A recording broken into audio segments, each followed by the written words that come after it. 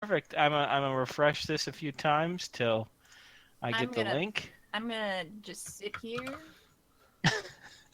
Yeah. Sit here. Yeah. Good. Yeah. You do that.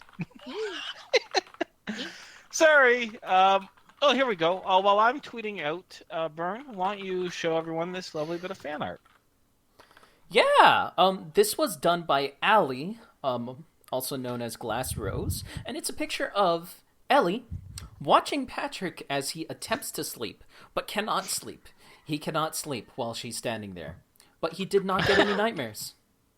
He did not. Did not. So that's a good friend. He did not. Yeah. That's a great friend. That's a great friend. Thank you for your important contribution, Criana. You're welcome. This is very serious to me. Hang on. Okay, of course. We're gonna hang on. What's the we're gonna hang on, poll. Okay. Straw poll right now. We're doing this live. God. We're doing this live. Okay. We're doing it, fuck it. Hey, come on. Anyways, we're all good for stuff. Go ahead. Type your question here. No, we gotta do the straw poll. It's important. To make sure your friend is sleeping without night terrors. See, this is what we call manipulating the statistics. Enter poll 1. I love watching my friend. Is this still in the question? Option 2. I hate friendship. I'm a horrible person. I can't wait for that one to win. You know, I feel like we're missing very important context here. I just can't help but feel that. Oh, it's okay. That's okay. Yeah, Okay. well, it's fine. I'm going to make sure we don't get any duplications. IP duplication checking. Improve spam prevention. Yes. Allow multiple answers. No, that kind of defeats the purpose. Great poll. All right. All right. Okay, here we go. With the chat. All right. Yep. You Gonna fucking do nut. this. Doing this live. Here you go, chat. I'm also participating in this. I won't tell everyone what I checked. Oh. There's a secret third option. Yeah. Which also would be very helpful. I'm participating in this. Wow. I didn't realize that all our viewers are complete and utter assholes. Come on, just give me one more. No, Criana, just the best ones. Come on. Okay, thank you for whoever voted for Ellie. I do appreciate that. That's going to help in the election while process. we wait for the straw poll to finish off here, oh my god, you're manipulating them. Do you guys have any questions about what happened last session? Any follow-ups for me before we get into the session itself? I think I'm. If not, you're good.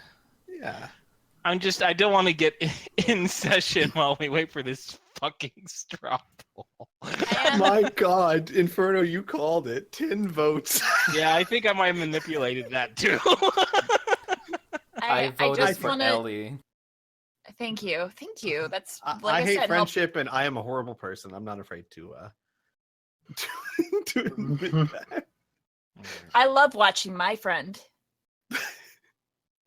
That sounds so authentic. Yeah. Friendship is great. Piph can confirm from last Gen Con that I love watching my friends.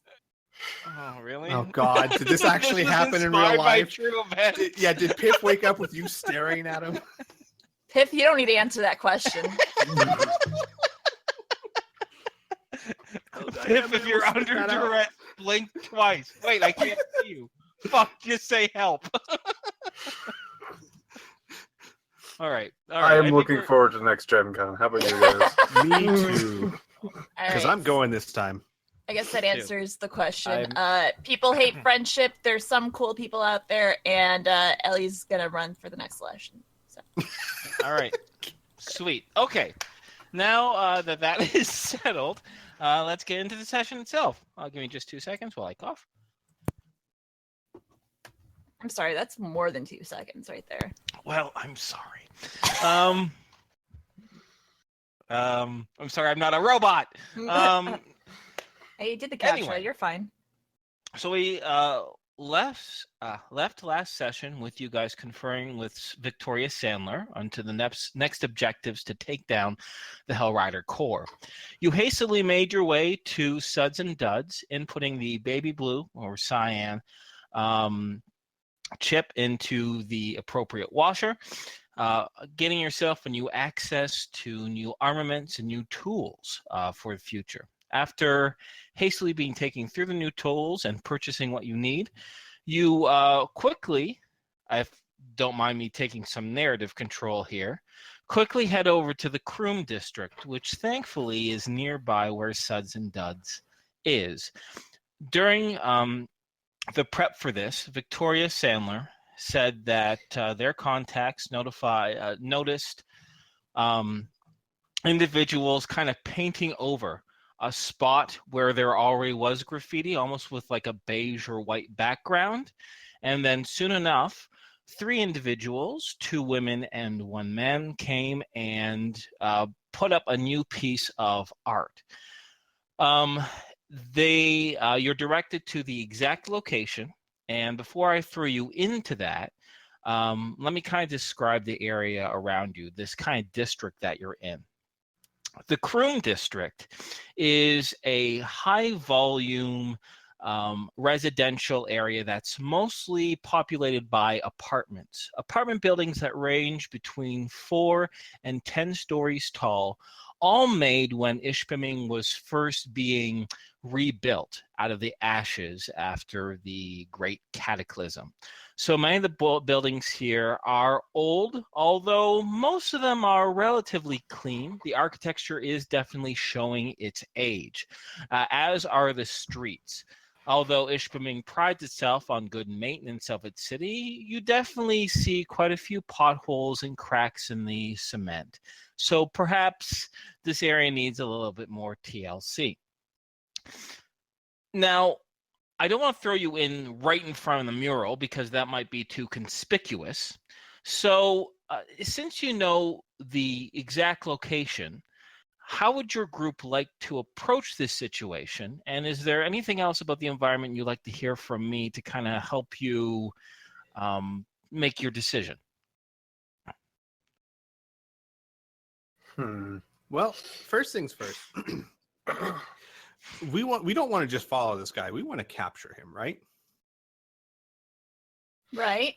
I think that was the plan, I believe. Yeah, that's the entire mission, is to capture him. So I almost have a crazy idea. And it kind of depends on how the spell works, but or doesn't someone here have chameleon? I don't. Piph might. Oh, it might have been attached to Patrick does. Piph doesn't have Yeah, Patrick. I was thinking, what better way to surprise him than if someone jumps out from the mural?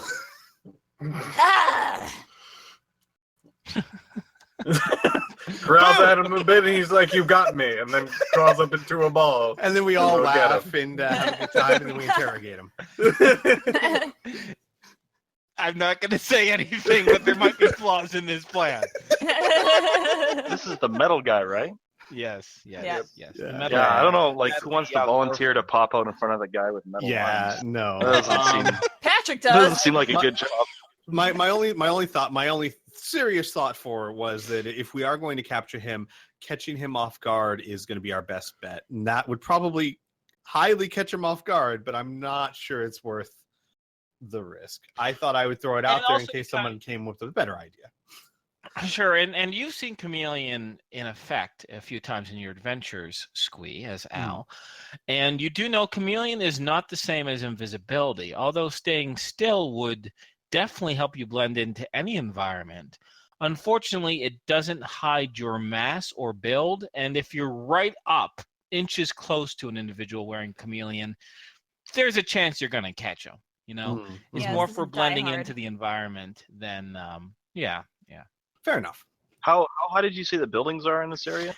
Between 4 and 10 stories tall. Although you also do know the area, the wall in which graffiti. Actually, you know, I might as well just bring you over to what the graffiti looks like because you're going to get visual contact of it anyway. So give me a moment as I drag you over to like 700 tiles. There we go. I'd want to be on a building, I think. Okay. All Right, right. because That's I got a jetpack. I'd want to be just somewhere up top. I can provide all sight. right.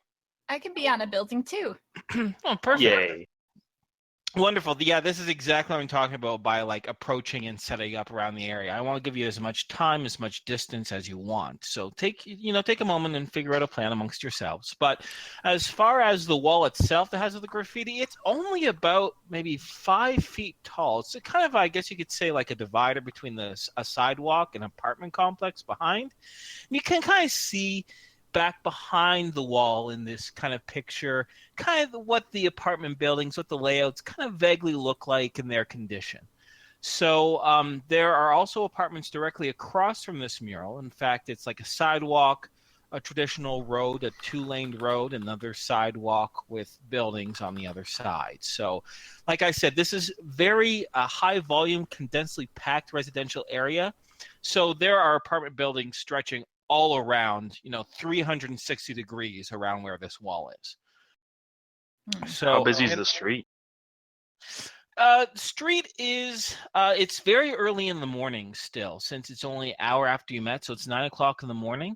So the streets are the roads are relatively busy because a lot of people are driving or use their personal vehicles getting to and from work, and there is public transit. There is a bus stop approximately 100 feet away to the south of this graffiti wall, in which there's quite a few people waiting at the bus, about a dozen folks or so. But as far as foot traffic goes, it's pretty light. But road traffic and public transportation is high.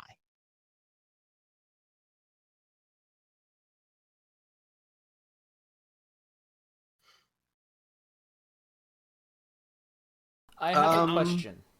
Mm-hmm. Will I be able to have access to any of my magical rounds?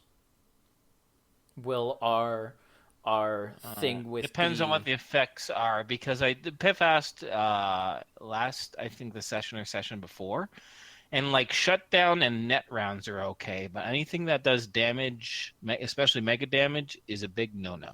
I don't have anything that does mega damage. I just have Instanet, Spook of Fire, and Shutdown.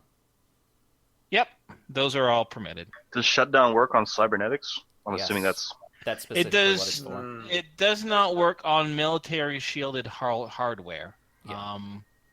Many bionics are shielded. Some cybernetics are not, especially the cheap kind. Regular personal vehicles and electronics are definitely not. Unless, like I said, it's a military server or something like that.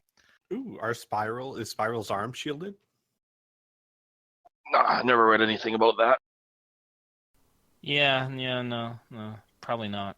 Probably not, because it's probably not military grade. It's probably like civilian grade or something like that. Cardboard boxes. It's not cardboard box arm, Criana. It's very, very high tech. There's I don't know. duct You'd tape. have to shoot at it for sure. Yeah, it's kind of funny when Spiral had it. We can experiment later, Burn. Yeah, yeah. When Lavin was had it, surgically onto him, he wasn't like, "Hey, by the way, is this electronically shielded?" Yeah, it's more like, "Hey, can I punch things? And is the surgery gonna be okay?" Yeah. Both answers are yes. That's fair. Then I will also be on a roof with the Instanet, Spook of Fire, and Shutdowns, and my 30-06. I'm beginning to think that maybe I shouldn't be on a roof and I should be at the bus stop. If you want to. Yeah. Yeah. I think we'll be I'm You gonna know have what? to be. Because people really, really, really like visual assistance. I'm going to just below where the graffiti is. I'm kind of just gonna throw off some black boxes or buildings. Gray is the sidewalk. Obviously, what's in between it is the road. And the area in question with the graffiti on it is right here. And the bus stop, which I'll put in dark blue, is right here. Perfect. So feel free to, here, I'll even bring out your token so you can kind of see where you are all positioned. Yeah, that'll be fun. Give me a moment and I'll just drag out your tokens here for you. Oh my god. The one for Al, attached to Al's character sheet, is still that goddamn. Damn it, I'll find the one where it's new Al instead. There we go. New Al, Lavin, new Mila, new Pat, new Tom. I'll resize them and attribute them to you, and you'll be all set. So green's mural, blue's bus stop, right? Bingo. Yep. Okay. I'm also probably going to have These to be on aren't the to ground scale, somewhere. but they're just markers. I'm probably also should be on the ground somewhere because other than my spells, I don't have much distance. Not much that can reach out and touch people at range. So Hot. I can throw things, but I think that's like, 60 feet? So Yeah. Giant Patrick. start throwing like trash at him. Stop it. Stop it. Okay. So, you I know might what? join I'll Mila just at the have bus all stop. these tokens be controlled. Okay. I mean, join Ellie at the bus stop. Bus stop. Come to the bus stop. At the bus stop. Oop, oop, oh. Whoa, Sorry. where you going, Tom? Sorry, Tom. Yeah, I was lazy and just attributed tokens to all players since these are temp tokens, and I didn't want to find out all your names. Okay, all right. So, the building that you, Tom, you and Lavin positioned yourself to, can you guys hear me? Yeah, Patrick's Yeah, well, in the middle of the road. Yeah, Here's the thing. We're not finishing yet. We'll let him Okay. go. You mentioned these buildings were anywhere from 4 to 10 stories. I don't want to be in Yeah. a 10-story building. I want to be on Okay. a 4-story building. A 4-story building? Or Well, something as like fate that, would something have it, the lower-ish. one that you selected was the 4-story building. Imagine The that one next to you, coincidence. this one was 8 stories. This one was 10. This one was only a 4-story. This one's a 10. This one's a 10 too. Anyway, so yeah, you're on a 4-story building. There is access to the roof that you can get from the outside through fire escapes. The fire escapes are located to the left of the building itself. The floor directly beneath the roof does have some very small stout balconies on it as well, if you want to go on there. But both of you can be positioned on the roof, which does give you a pretty darn good view of the street below, especially from across the way. Now, as far as the roof goes, there's only about, I guess you could say, like a 2-foot tall little divider, I guess you could say, on the top of the roof. So if you want to be hidden completely from view, both of you are going to have to crouch down. Because if you stand up, it goes to your upper thighs, Lavin, and Tom, it goes up to about your waist. Mhm. Yeah, and it's one of the smaller buildings, so you might stand out a little bit. Patrick, are you also going to masquerade as a person waiting for the bus? Oh, jeez. Or not? We haven't started the scene yet or anything like Right. that, because I want to give you guys ample time to prepare. Well, he's not here yet, right? We think he's going to come here? Yeah. You think he's going to come here because it's fresh paint on the mural, and you're told by the little orphan kid, and also corroborated by Victoria Sandler, that approximately an hour after the paint goes up, this middleman comes and surveys the scene, apparently. Cool. It might also be good to point out that they have not seen Ellie or Al or Lavin with these particular outfits, but they have seen Tom and Patrick. Yeah, Patrick would stick out pretty well. So I think just having him lay low somewhere might be best. Okay, there are alleys nearby, there are buildings, there are alcoves, kind of anything in a modern street environment. So, like I said, if you need any hand with anything, finding a place, let me know. Does it look like there's any abandoned buildings? No. Nope. Ishbeming is a very popular city, and even in an area such as this, it is packed to the gills. Maybe a few vacancies of a few apartments you might see in the front of some buildings, but not entire buildings, no. Got it. Are there any dumpsters nearby? Yeah, sure. Sure. Yeah, here. Let me. I'll do like really dark green for dumpsters. There's a dumpster here. Dumpster here. Dumpster here. Dumpster there. And a dumpster here.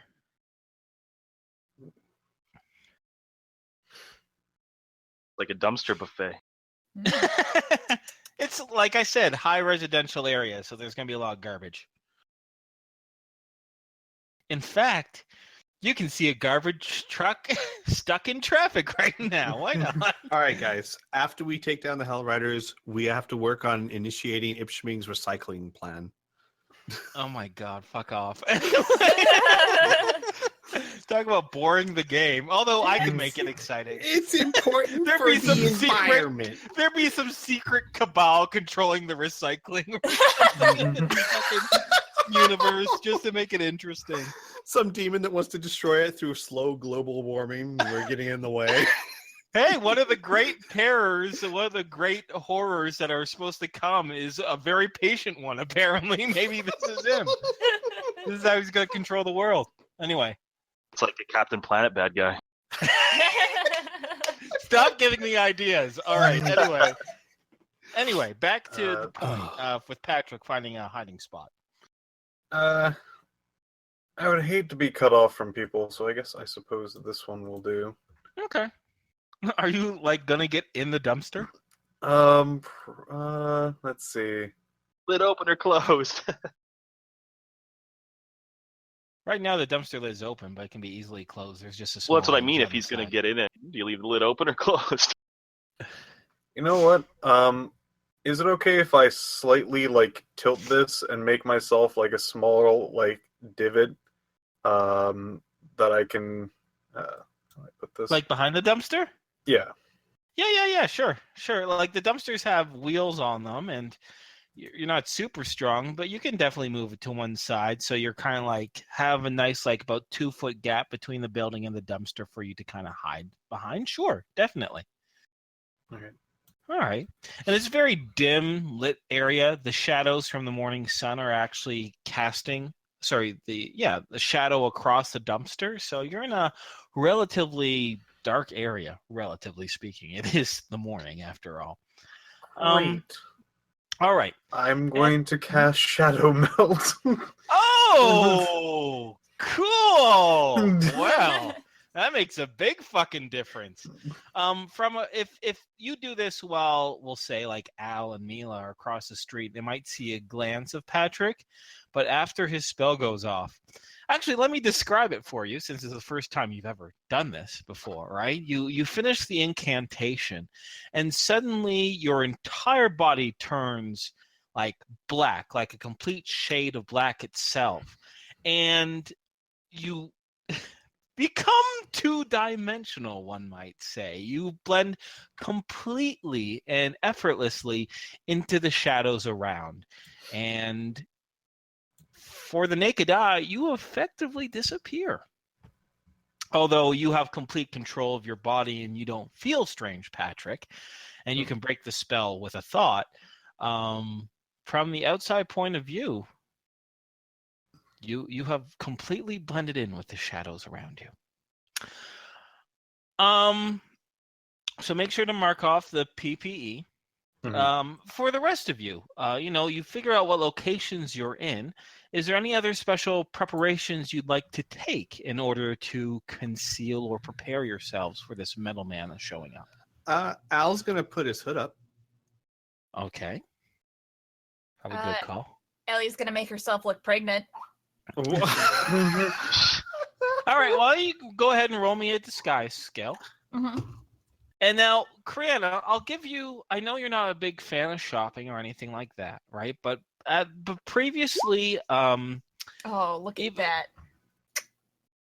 Wow. Okay, so Squee. that's Yeah. excellent. And this can even further be modified. It's completely optional for you.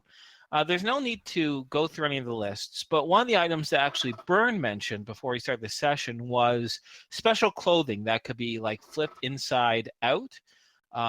Reversible clothing, for lack of a better word, And there's a variety of outfits, so one of them could be maternity wear if you like, and like regular clothes on the other side of it. Okay, so since Zoe is taking control of your funds, and the cost of that is easily within their budget, especially for you, consider yourself having that. So not only do you look pregnant, and you spread out the padding just perfectly with that disguise skill, but now you have property maternity clothes as well. In fact, as you and Al approach the bus stop, almost two diametrically opposite actions happen from the almost entirely human citizenry that's waiting for the bus. When Ellie approaches, there's a young man on the bench. He actually gets up and offers his seat to you, Ellie. And Al, when you approach, it's very subtle, but people are kind of shifting away from you a little bit. Like they're giving you some distance. They're not like recoiling in horror from you, right? But you know those social situations where people very subtly kind of just back off from someone for a couple inches or whatnot. Yeah, that's what happens with you. Al's actually going to secretly wonder himself if it's the clothing or the elf. Well, actually, they wouldn't really be able to tell, though, would they, with the hood up?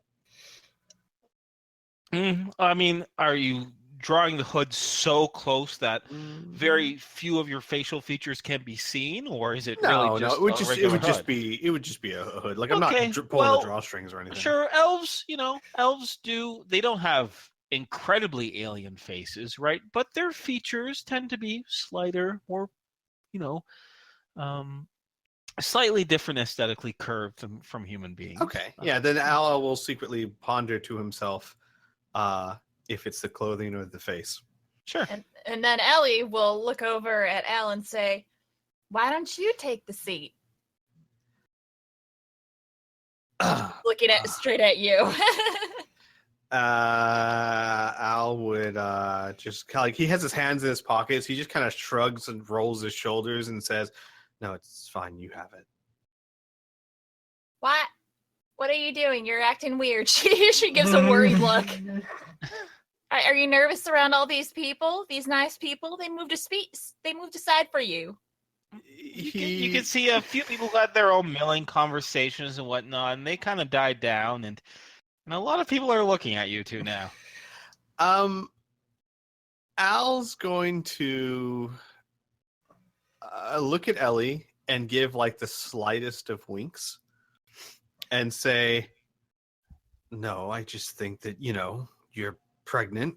The seat should be yours." Is this because you're not the father? You're gonna act like this in front of all these people? Oh, there's like this old gray-haired woman who like just zooms in the attention and like she's whispering to her friend, like, "Oh my goodness, what is this?" Al, getting into it, kind of too, says, "Well, if you had told me I wasn't the father, maybe I'd be more understanding."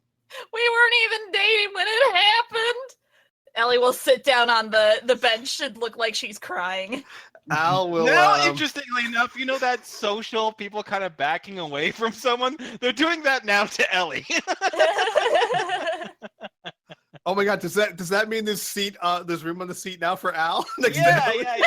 Actually, there was a gentleman in what appears to be kind of like a rundown business suit that was there, but once she started crying, he somehow just decided he's got to get up and tie his shoe, and he doesn't sit back down. He moves to the other side of the bus stop. Al will sit down and say, okay, I'm sorry. It's hard. I don't even know if we'll have enough money." So a lot of people are kind of like, they know this is a personal conversation and I'm not trying to look. Everyone is not looking at you with the exception of that gray-haired old lady. She is looking at you like you've replaced her stories. I was going to say the camera's like zooming in on her eyes. So she's flipping between the two who's talking. Pretty much. She is interested. This is gossip. Anywho, can I move over to the other guys? Yeah, I think that's perfect. Okay. Good scene, guys. So as far as preparations or anything like that, anything special that Tom, Tom, you or Lavin would like to do? No. Other Okay. than loading a shutdown round into my 30-06. Okay. So here's a couple questions for you. Are you going to have your 30-06 in hand? If so, are you going to be standing on the roof? What is going to be your position on the roof? I'm going to be sitting down hunkered so that my head is below, and I'm going to Okay. be relying on Lavin to tell us when our target arrives. Okay, And I'm going great, to have great. my gun right next to me, laying down. Okay, great. Thank you. All right. Lavin. I'd be crouching. I got my tranquilizer rifle in hand, and Okay. I'd be using the telescopic eye to look up and down the street and in the cars, and basically just try and keep an eye out for when buddy's coming. Nice. Excellent. yeah. Excellent. I also have the one of the scopes attached to my rifle. Cool. All right. Oh, which scope? I'm going to have the night vision one, but not actually turn on the night vision yet. Okay. Great. I'm ready to continue the scene. Is everyone prepared, or is there any last minute things you want to do? Well, I do have a quick question on how that actually works. And so, in today's day and age, if a night vision scope is not turned on, you see nothing. Is that how that works here? Really? Yeah. Okay. If you turn them off, you see nothing. I guess I'll have the infrared. You can switch your scope. Don't worry, it's not written in stone. I think I only have night vision and infrared. Mhm. Yeah, I'll just have the infrared on then. Okay. So when you look through it, you see the infrared spectrum. Okay, great. Great. All right, good to continue, my friends. Yeah. Yeah. Wonderful. All right. So, Ellie and Al are at the bus stop doing their soap opera thing while keeping their eyes aware of everything else. Patrick is blended into the shadows. Tom is crouched down low, and Lavin is surveying the area with his cybernetic eye. I would like Patrick, Lavin, Ellie, and Al to all roll me a D100, please. Al and Ellie, Al, I'd like to make yours harder by 10. Ellie, just make yours harder by 5 because you do have super hearing and super sight. But your attention is slightly drawn away with the impromptu drama scene that you're creating. I add 10 to myself, 40. So 40, great. And Lavin rolled a... I'm really into it. You are really, I'm really lost in into your it. character. Yeah. No, that's fine. And Lavin rolled a 36. Okay, all right. I like to think that's also why Al's like he's like trying to divide his attention. Yeah. And sorry, Lavin, you actually had a positive modifier. Sorry, you made yours easier by 10, so that's actually 26, which is even better because of your cybernetic eye. You can zoom in and all over the place. Patrick rolled a good old 57. Okay, so Lavin, you are the first to notice, and I'll click in when the rest of you notice this as well. As I mentioned before, the foot traffic is quite light, with the exception of a few people who join Al and Ellie at the bus station.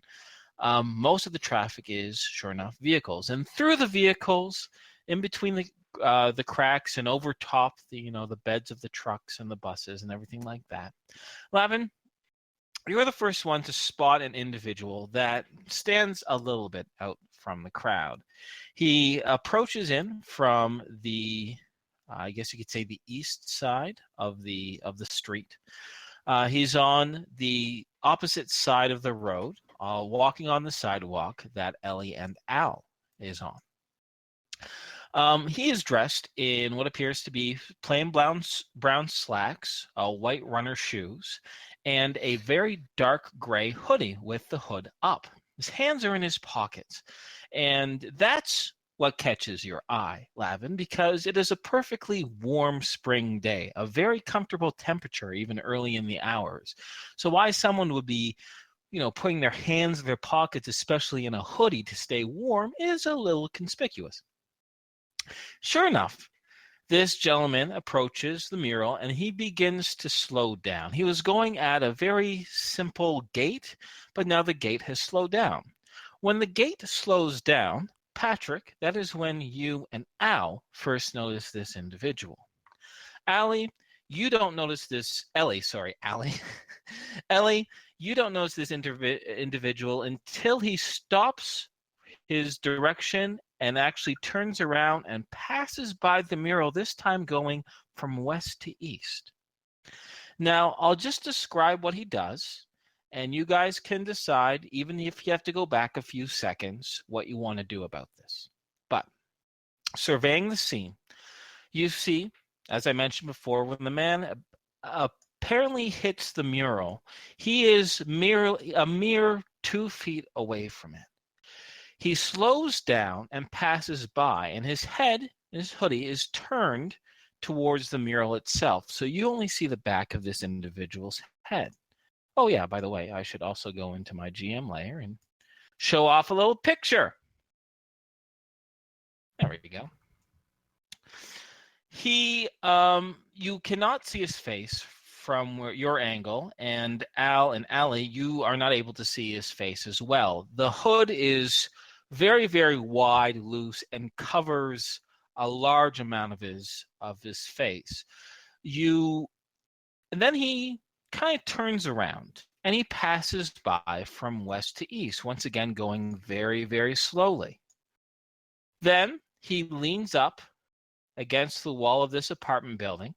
He waits for a few seconds, gets over, and passes by once more west, east to west, west to east, and then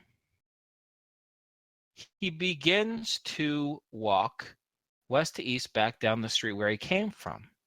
Before he gets too far, he just is a few feet in front of the apartment building, he stumbles a little bit.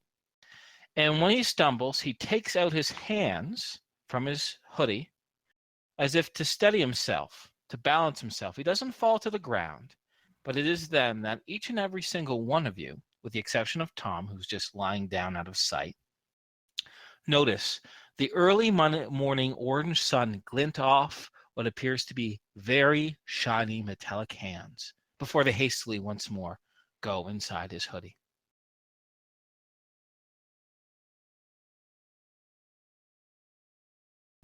Dun, dun. Chun-chun. I think we may, as a party, have forgotten a really big aspect thing. How long did we have before he showed up?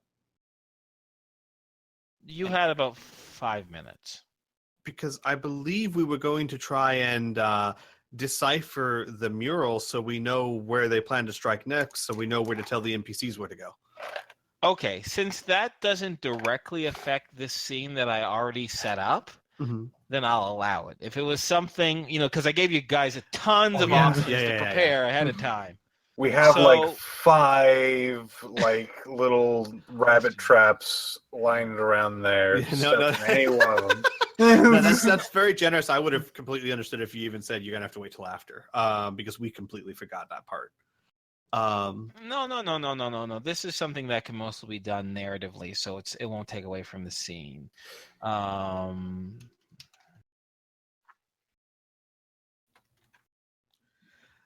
Would the best thing to do is just take a few pictures of it, and do we have any way to send those to August to let him decipher it, or would Patrick have to decipher it? No, but you can.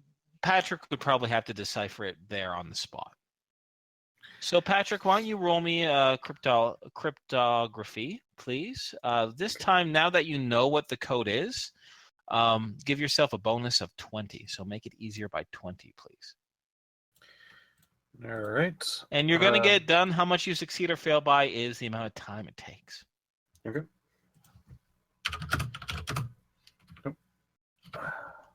I have a button for this. Why am I typing this down? I don't know. Easier. I don't know. All right. Succeed by 8? Fail by 8. By 8. Okay. So it takes you 4 minutes to decipher the actual code itself, which gives you just a scant amount of time to radio it into August and then cast your shadow merge spell into where the dumpster is, right? I guess you could radio August while you're in your shadow cloak spell. Regardless, it takes you 4 minutes, so only a minute passes for you before this guy actually shows up.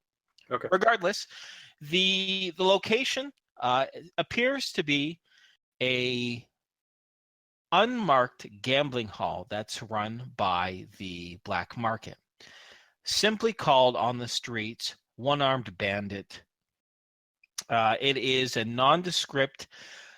It is a car washing service that's a front for this gambling hall, and in the back rooms, there's a hidden basement in which the illegal gambling, which is mostly dice and card based, happens.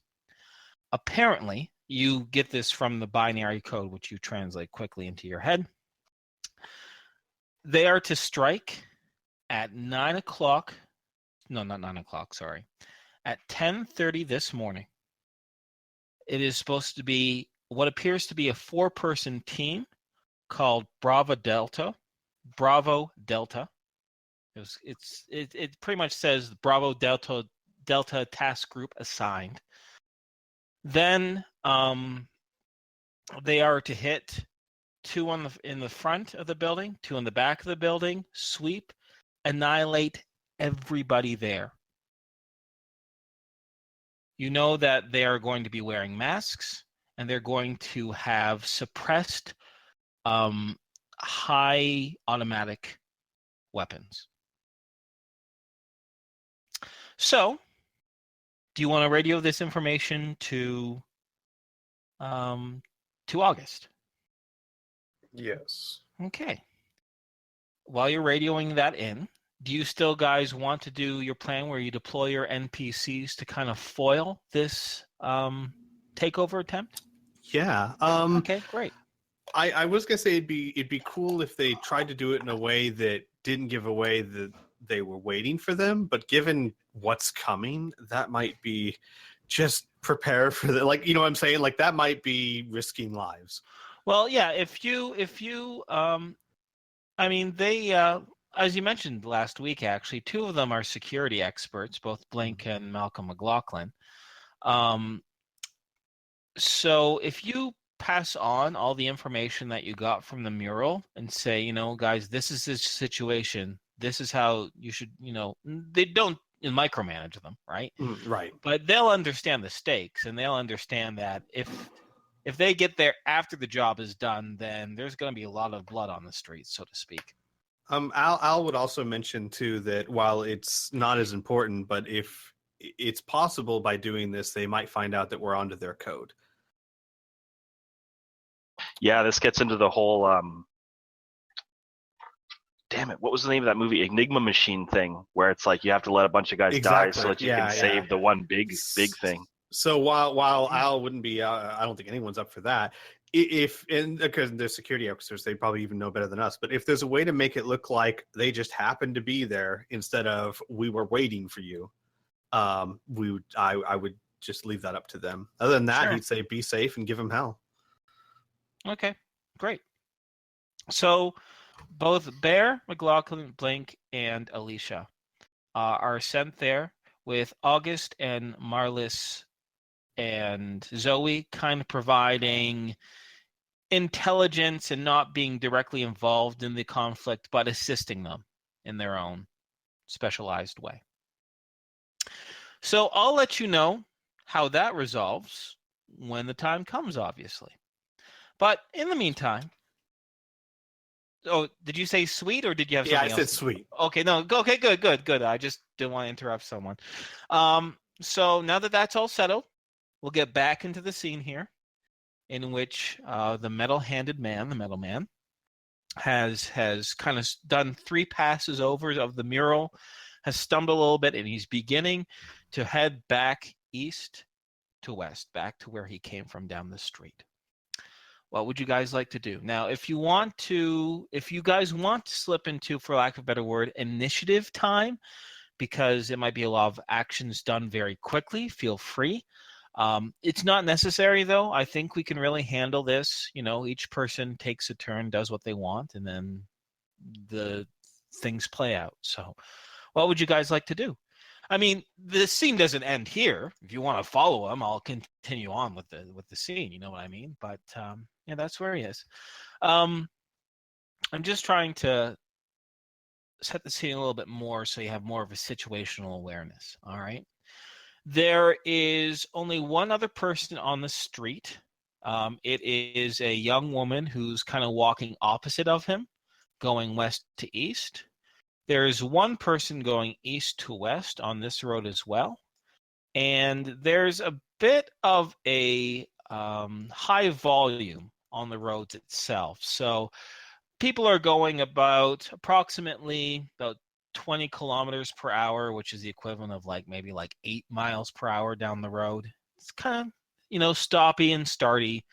They go a few feet and then they stop, and then they go a few feet and stop. Traffic, high traffic. A bus hasn't arrived yet. I have an interesting question. Better be interesting. His shoes, are they something that looks like he could take off easily? Like, are they just regular shoes, They're or are they tied more up like sneakers. tied up sneakers? All right. My thought, guys, was cast a small adhesive carpet, like on the soles of one of his shoes, and then when he can't move, go up and go, "Oh my God, hey, are you okay?" And then, do something. I just wanted to shoot him with my tranquilizer rifle. That works even I'd better. also want- That's I want to check, as soon as he came into view, I'd switch to thermals and see if I can identify what parts of him are bionic or not.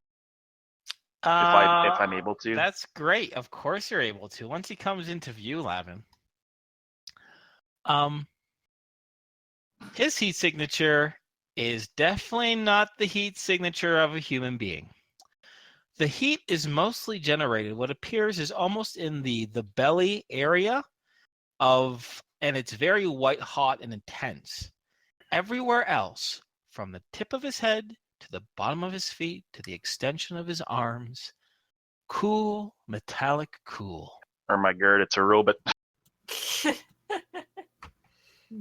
Okay, I won't be shooting him with a tranquilizer rifle. That's right. You just saved yourself a trank round, So motherfucker. I have a hand radio, so I had to communicate this to these guys, assuming they have some kind of radio. If anybody did, and I'd let Tom know that he's in sight and that he looks to be entirely robotic. Good. I am ready to shoot when you are, or when everybody is. Tom And will... I put my trank back on my back and grab out my 30-06 as well, because that's useless. Okay. Al would over the radio say, "Everyone else be ready. If the Tom's thing doesn't work, he's going to know someone's after him." So, okay. Should I take the shot? Yeah. Of Oh course. yeah, with your shutdown round, fucking A. Yeah. Okay. Awesome. So give me just 2 seconds. Don't fire just yet, because I have a question for you, and I also want to look something up. I'm looking up at my description of the shutdown round because I want to be entirely fair in this situation. Yeah. Do you want to take a general shot or a called shot to a certain area of the body? And while you think on that, I will very desperately go through my notes. I'm glad I started naming them a better way, but I just have to find, where is it? Hidden Temple. Oh yeah, I think it's in my Hidden Temple notes, because that's when you saw Zachariah Gilson. Oh my god, I put so many. Yeah, there we go. Shutdown, particularly useful in a tech environment. Will temporarily knock out, stop, or immobilize any electrical device it hits. This includes normal automobiles, computers, radios, surveillance cameras, sensors, appliances, entire fuel boxes, batteries, electric alarm systems, etc. The apparatus is not harmed in any way. It simply ceases to function. When the magic elapses, the items will work perfectly. Cannot affect MDC or power armor, robots, or military vehicles. Circuitry is too shielded and advanced. Okay. Ooh, that's an issue. I've never known, at least in my experience, I've never known someone to get SDC bionics. Hey, I'll shoot it. Okay. Worst can happen is I just have to reload a net and then shoot that. Well, Just reload your save game. Well, hang on. The worst that can happen is we lose our element of surprise. Well then, Yeah. I Getting a little won't too shoot. meta there, Squee, though. Well, Like, no, what do you want me to do? Wait a second. I'm not getting Yeah. too meta if Lavin told all of us that he is fully bionic. But do you know Tom is going to be doing the thing? I mean, we're slipping into one player giving another player advice territory, right? And here's the thing: we do want to carefully negotiate and make sure. I mean, there's nothing wrong with giving other players advice, right? Mhm. But see, now Byrne just said, "Tell me what you want me to do," and then that's now kind of overstepping the I bomb. agree. Tom Yeah. should do whatever you want to do, And I regardless of whether it's fully agree with optimal that. or unoptimal or whatever. I mean, play your character, dude. You know, that's the whole point of this. Okay. I'm going to make a called shot. Great. Where do you want to do? Where do you want to do the called shot? You have a really good vantage point. You can hit almost any area of his body. I also have a thermal, so I can see what Lavin saw as well. Yes, you can. I'm going to try and shoot for the area of that heat source in his belly. Right in the belly, eh? Okie dokie. All right. So that is an aim shot. So 12 or higher. Since it is in the belly is, I guess, what you would call like the central mass, technically. There's no penalties to that. Sweet. So you just have to get 12 or higher. Let's see if I do. Also, I didn't say how tall this guy was. Okay. First of all, you got 10, so you got the main body. No, that's okay. I'll describe what happens. Also, I want to say too, a lot of cyborgs that you guys come across, they're pretty broad-shouldered, big, hulking things, right? This one, surprisingly, is like slender and tall. He's actually almost the same body type as Lavin, oddly enough. Not a lot of bulk to him at all. Anyway. Yeah, I was under the impression by your description that he's not a full conversion bionic, at least not from what I read, because they're supposed to be big. I thought he was like a robot, like an android. Well, there you go. What I'm thinking. Anywho, Tom, your shot goes off. A quick little crack suddenly on the top of that rooftop. As the shot goes a little too high, unfortunately, and you hit him right in the side of the torso. And you actually hear, everyone kind of hears a small little ping from that direction, and the individual gets up with is startled, is kind of knocked to one, not knocked over to one side, but he swivels to one side, and its face swivels directly to the sound of the shot. And Lavin and Patrick and Tom can see now the eyes, which were very nondescript, hidden in the shadow of that hood, but all of a sudden they turn a bright blue, almost like a light switch is turned on. Were Jackie's eyes blue? Jackie, I can't recall right at this very second, but I think it was, yeah, when her eyes turned blue when she went her eyes creepy. turned blue. So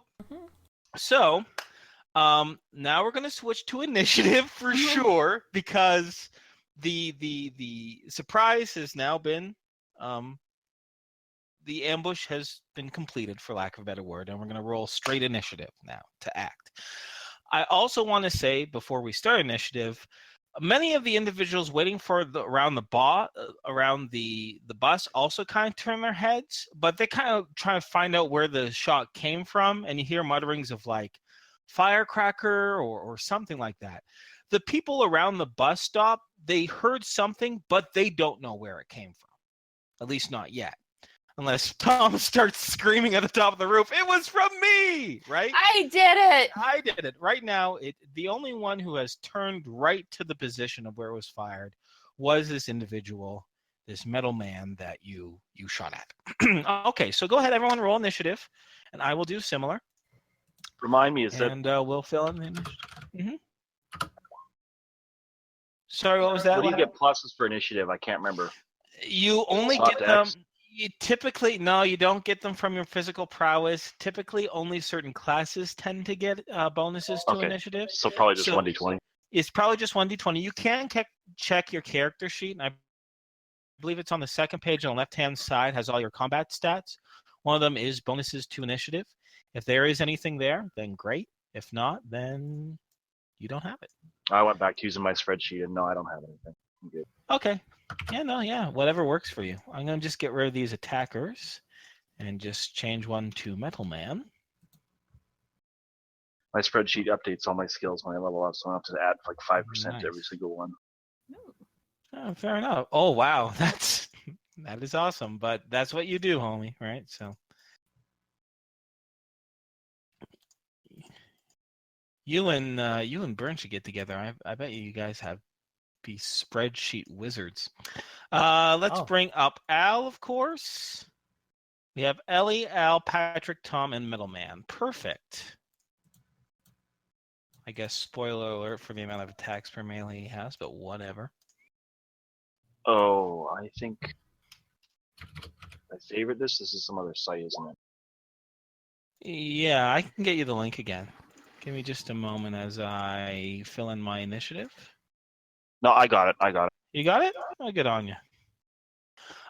So everyone can feel free to fill in your initiatives if you like, and then we'll get it sorted when you let me know when you're all set. Tom's got a 3. Patrick's got a 6. Wow, I haven't got a 19. Oh, Ellie, you got +2 to your initiative. Good on you. Yeah. I forgot because crazy. Yeah. Yee. Ellie, would you be open to a paired action when it comes to that point?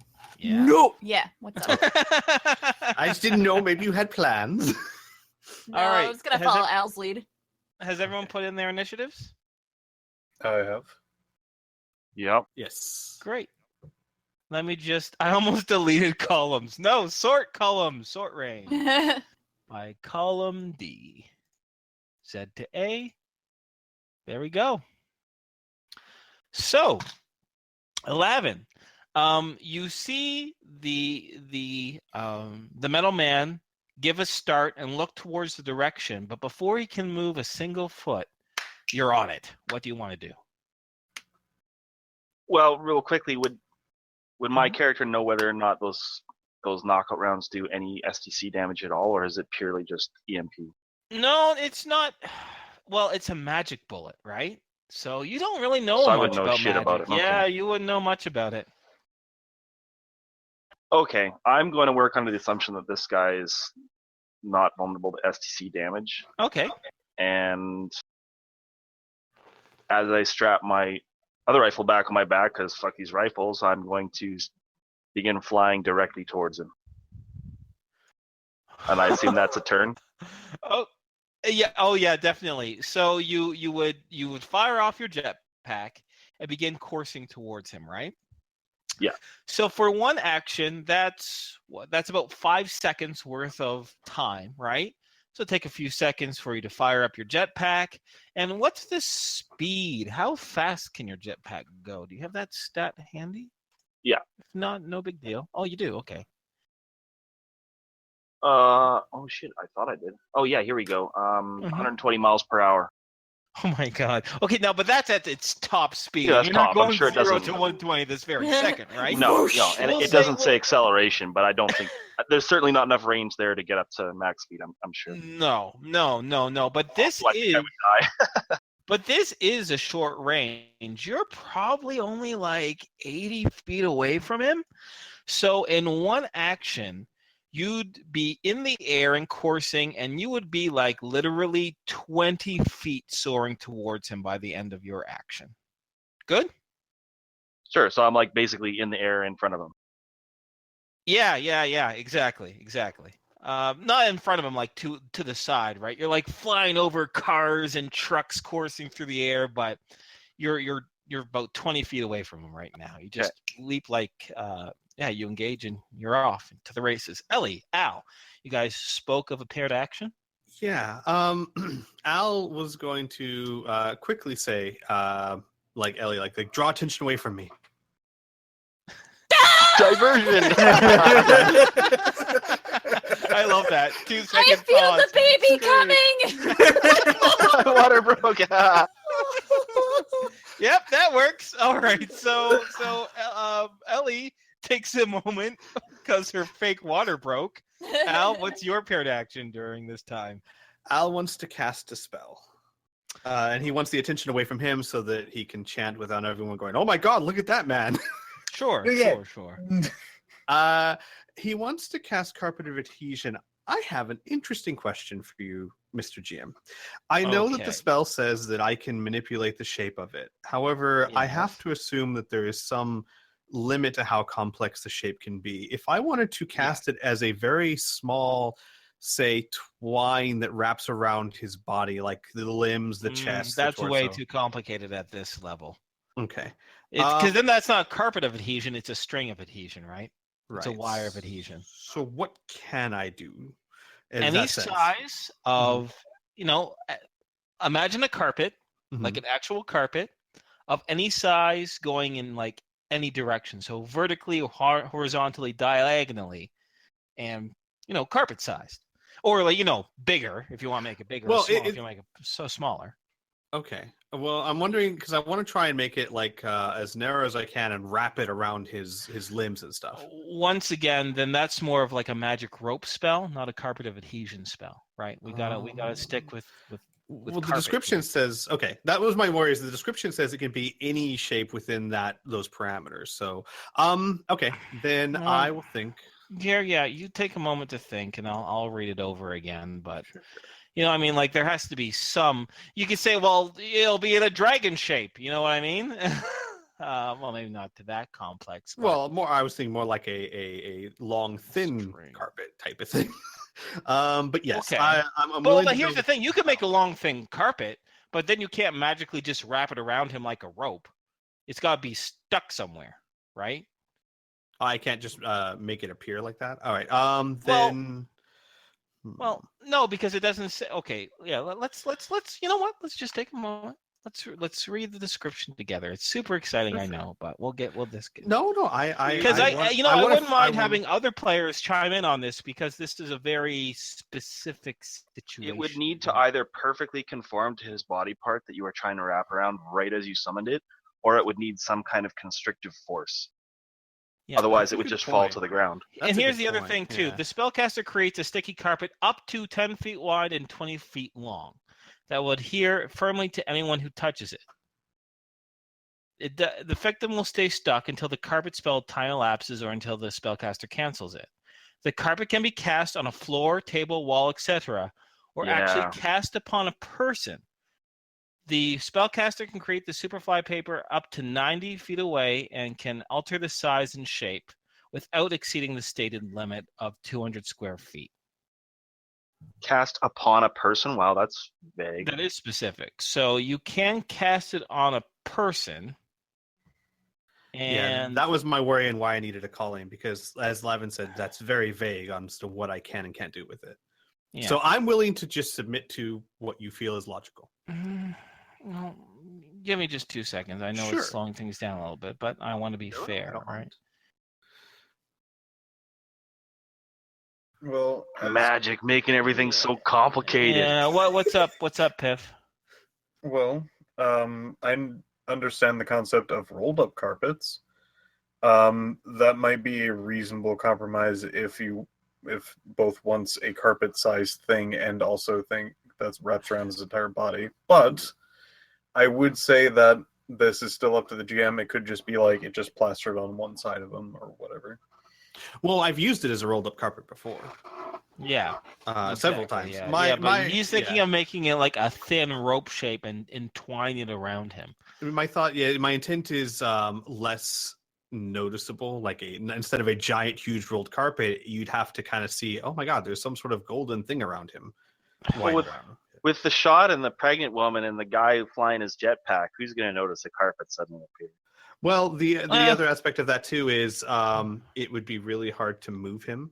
Well, it's going to be hard to move him anyway, but yeah. Like I said, I'm willing to whatever you think is fair. Literally, honestly. Well, yeah, I hope literally. Literally. Unless you speak in metaphors. Well, I don't want to fuck creativity over. That's not my role as a GM, right? And it says you can cast it on a person, and it does say you can alter the size and shape. And as long as it doesn't go over 200 square feet, it could be literally 2 inches wide and, 100 feet long. This is right? some real esoteric shit, man. Like, how thin do you have to cut a carpet before it stops being a carpet? Yeah, I know. So let's fuck esoteric bullshit. Let's continue on and say, yeah, Squee. Yeah, you can do it that way, definitely. But here's the thing. I want to give you a heads up because just so you cast a spell and use up the actions, right? Now, just like any attack, a person has a chance to defend themselves, right? So you wouldn't want me to have a bunch of goons in front of you and they all cast magic carpet on you and there's nothing you can do to defend yourself, right? So you'll cast a spell, but he's going to do a simultaneous action. Now, he, interestingly enough, so we're going to use up half your attacks, and he hears something strange coming behind him, and in a split second, he actually has to use 2 actions to do this. So he looks behind him at the new sound of something, and you now, Al, and the flailing Ellie can now also see these blue eyes sticking out from underneath his hood. And he casts his head towards Lavin, and he jumps.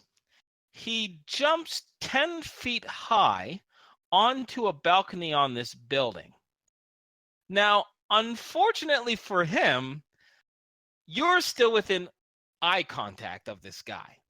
So since he didn't know what was coming on, and he decided to try and make an avoiding, Lavin check by, about it. Wait, there's no such thing as an avoiding Lavin check. First of all, Inferno. No, that's in the book. I read that. Shut up. No. So he decided to try to avoid Lavin. So his action is to kind of turn around, notice what the heck you're doing, and then jumping. So that's 2 actions. And your spell goes off, and he is now entwined. A soft yellow, let's say 2 inches long. Is that fair, Squee? Yeah, that's fine. So we're not making it like literally a string. I'm even okay with saying if I want to make it literally a string, that might make me need some practice or something. Yeah. Makes sense. So a 2-inch. Very, very, very narrow carpet appears around him and around his body. Okay, so and he's on a balcony, like he's on some guy's balcony 10 feet above. Patrick, you see all this from the shadows. I know. Did you like that last part? Well, I'm you know what? There's a lot of attention over there. Patrick's going to try to continue the shadows and just kind of get to like a different view to see if there's anything else going around. That'll be his turn. Okay, all right. For Surveying. you to kind of skulk along the shadows on the other side, we're going to say that takes about 2 actions, factoring in your speed. All right. So yeah, that takes about 8 seconds to do. Tom. Okay, I would like to take this action to reload and load in a netter round. Okay, great. Using off an action. So, top of the order, before we get back to you, Lavin, who's still coursing through the air, I do want to say what the environment reacts to this entire situation. All right. The young woman who was going from west to east here stopped suddenly when she saw a man in a freaking jetpack course through the sky, and some man jumped 10 feet in the air, and she's bolting off to the right.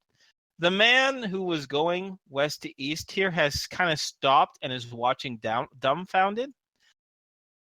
Now I'm going to do an interesting roll. Actually, you know what? I'm going to leave this up to Ellie's skill. So since you're creating the distraction, Ellie, this actually could be really, really handy for Al. I'd like you to roll me a D100 because I guess there's technically an acting skill, but this is kind of tying into how good your disguise is and your performance. So interestingly enough, roll me a D100. I'm going to kind of use your performance skill as like a base to this. Okay. See how well you sell this to people. Okay, pretty well. Pretty well. Okay. So this tied up with your disguise, you're screaming, you're hollering like what? The baby's coming and all this other stuff, Yeah. right? The old woman races to you and she grabs your hand and she says, "It's okay, dear. It's okay, dear." And everyone is started looking towards you.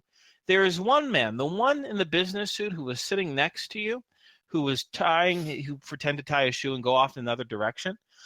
He looks towards Al for a moment, especially when he begins that incantation, and he has a kind of puzzled look on his face. But after another boisterous scream coming from you, he turns his attention back towards you, narrowly detecting this sneaky elf doing his magic. So, with that in mind, Lavin, off to you now. Now, I may have made a fatal decision here. Yeah, you're not wearing a just helmet. Not just kidding. Oh, I'm wearing an SDC hat. I don't need a helmet. They disabled my fucking vibroblade, didn't they? Can we put that on his epitaph? No, just kidding. Go ahead. They disabled my vibroblade, didn't they? Yes, they sure did. Fuck's sakes, here I am, charging in. I don't even have a weapon.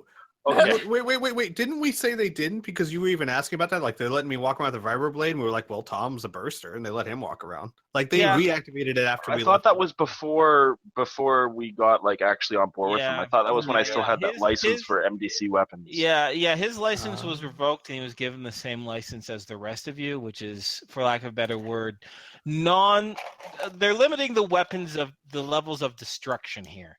So it was disabled in his name. He had to go back to the security checkpoint, and they had to disable it while he was inside the city. And I'm going to also assume that stun guns and tear gas ain't going to do shit on a friggin' cyborg android guy. So, what's the state of his clothes like? Like, what's revealed that isn't clothes? You know what I mean? Well, Quote, unquote, skin? right now, his hands, his face. Now you're the closest out of everyone coursing through the air. His you can kind of see his face, which is very smooth. Almost looks like a mannequin face made entirely of metal. Very smooth, very curved. His hands, and that's about it. Everything else is covered from his neck on to his feet. And where did this carpet go? Did you wrap it around It's around him. You see this snake-like substance coursed around his body now. Oh, and he actually does get a save against it. Oh, yes, he does. Too much, but yeah, he does. Save. Well, I mean that limits the how long, which I'm gonna actually do right now. Wait a moment. Roll 1d20. That's a good sound. Yeah, well, you roll 1. That's my natural 1. All right, anyway. Fucking annoying. Isn't that great? All right, Lavin, what's up? Okay. I guess I'm just going to go for the all-out backup plan. And I want to just put a tracer bug on him, fly up to him and tap him on the head with the tracer bug and then just keep going or maybe land behind him or something like that. All right. This sounds in case he gets away. All right, so you have to quickly change your course correction because he went 10 feet into the air. Right. And you want to drop off a tracer bug on him, right? So I think all this will be encompassed in a piloting check. So given the situation, we're going to make this harder by 15, 10 for the course correction, and 1 for dropping a tracer bug on him. So go ahead and roll your piloting, make it harder by 15. Let me know how much you succeed or fail by.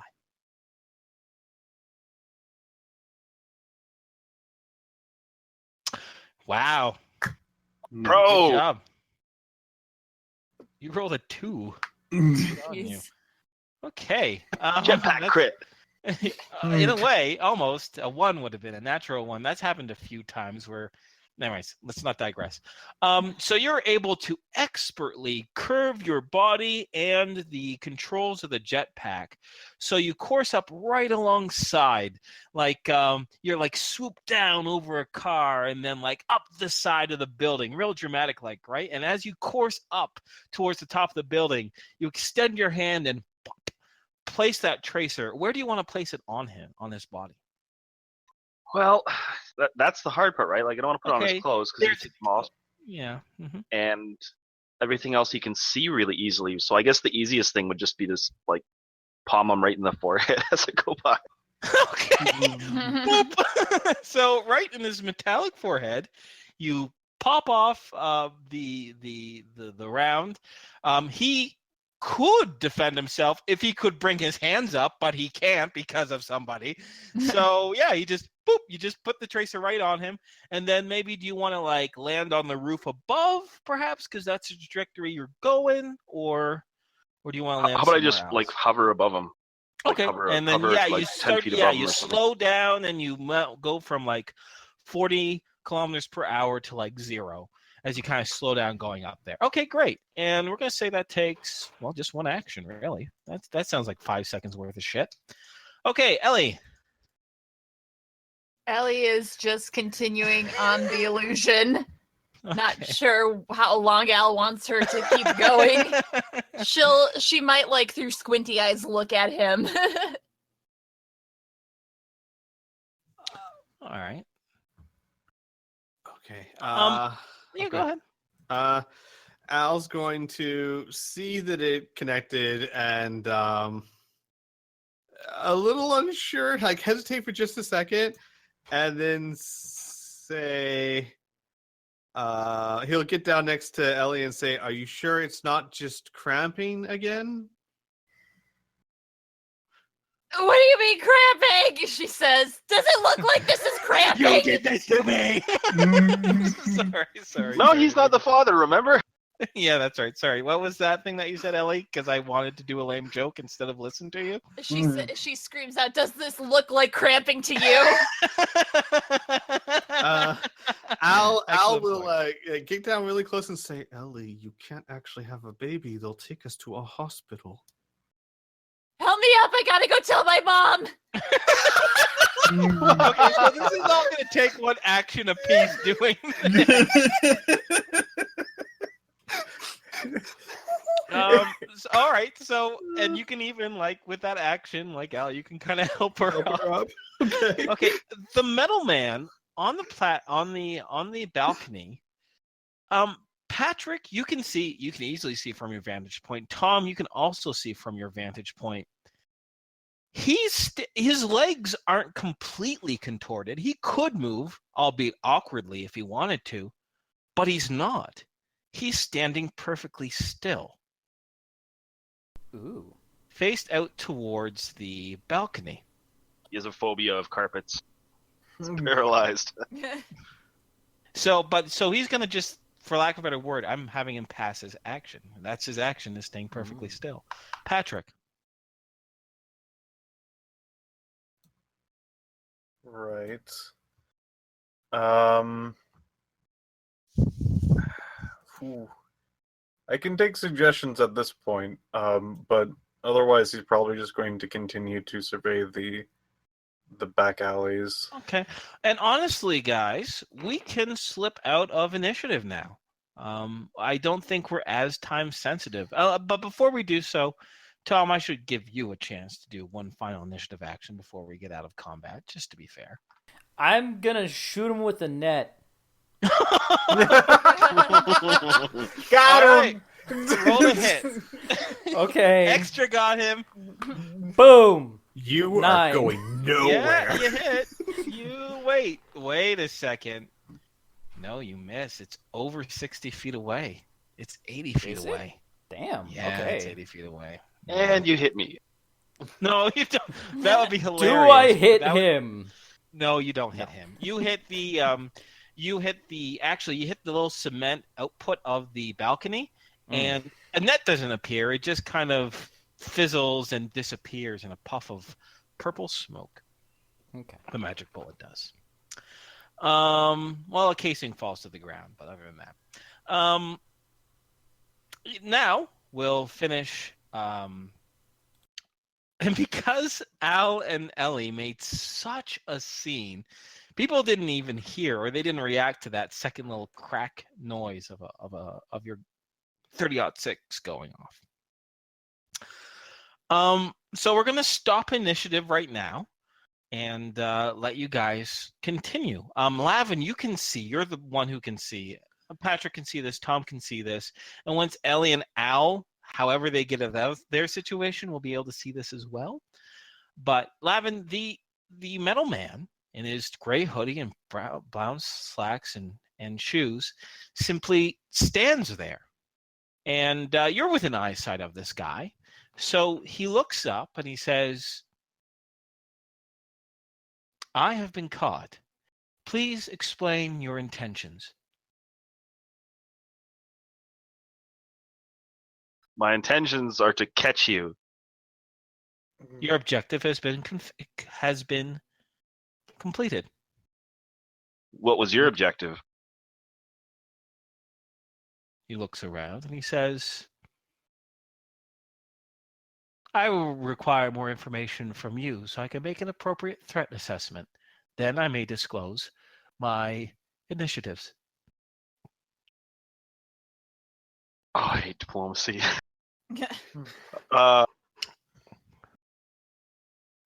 What's your interest in this here painting? He, the mailman, looks from left to right and it says,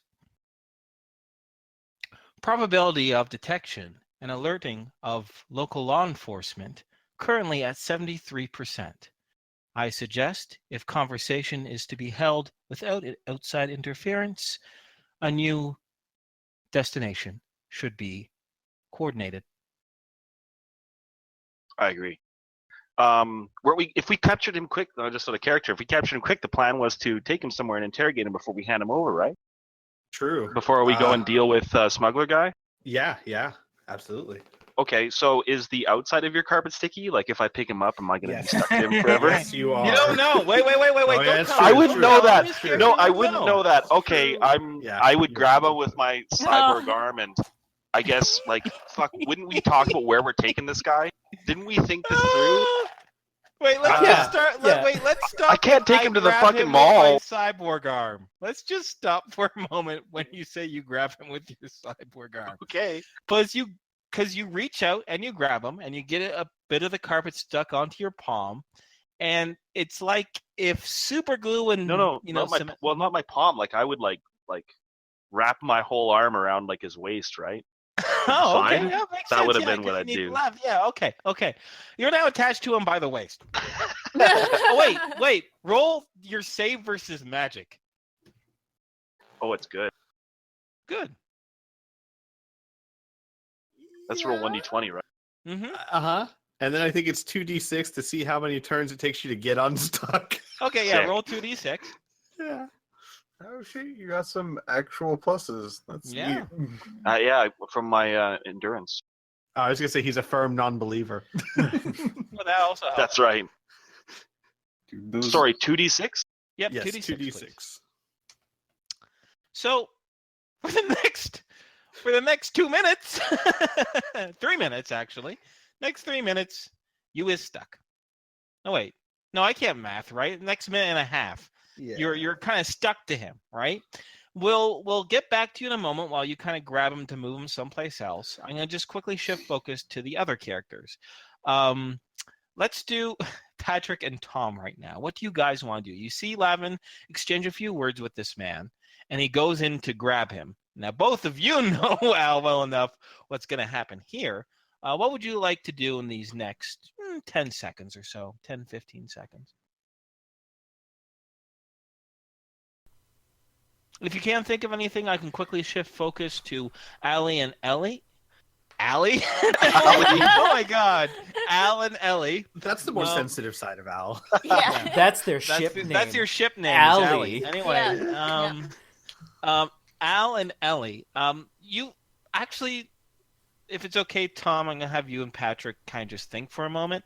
That's Because fine. I really want to know how, because you're like, take me to my mom's. So now what are you guys doing? So Ellie will reach out her hand to Al. Uh-huh.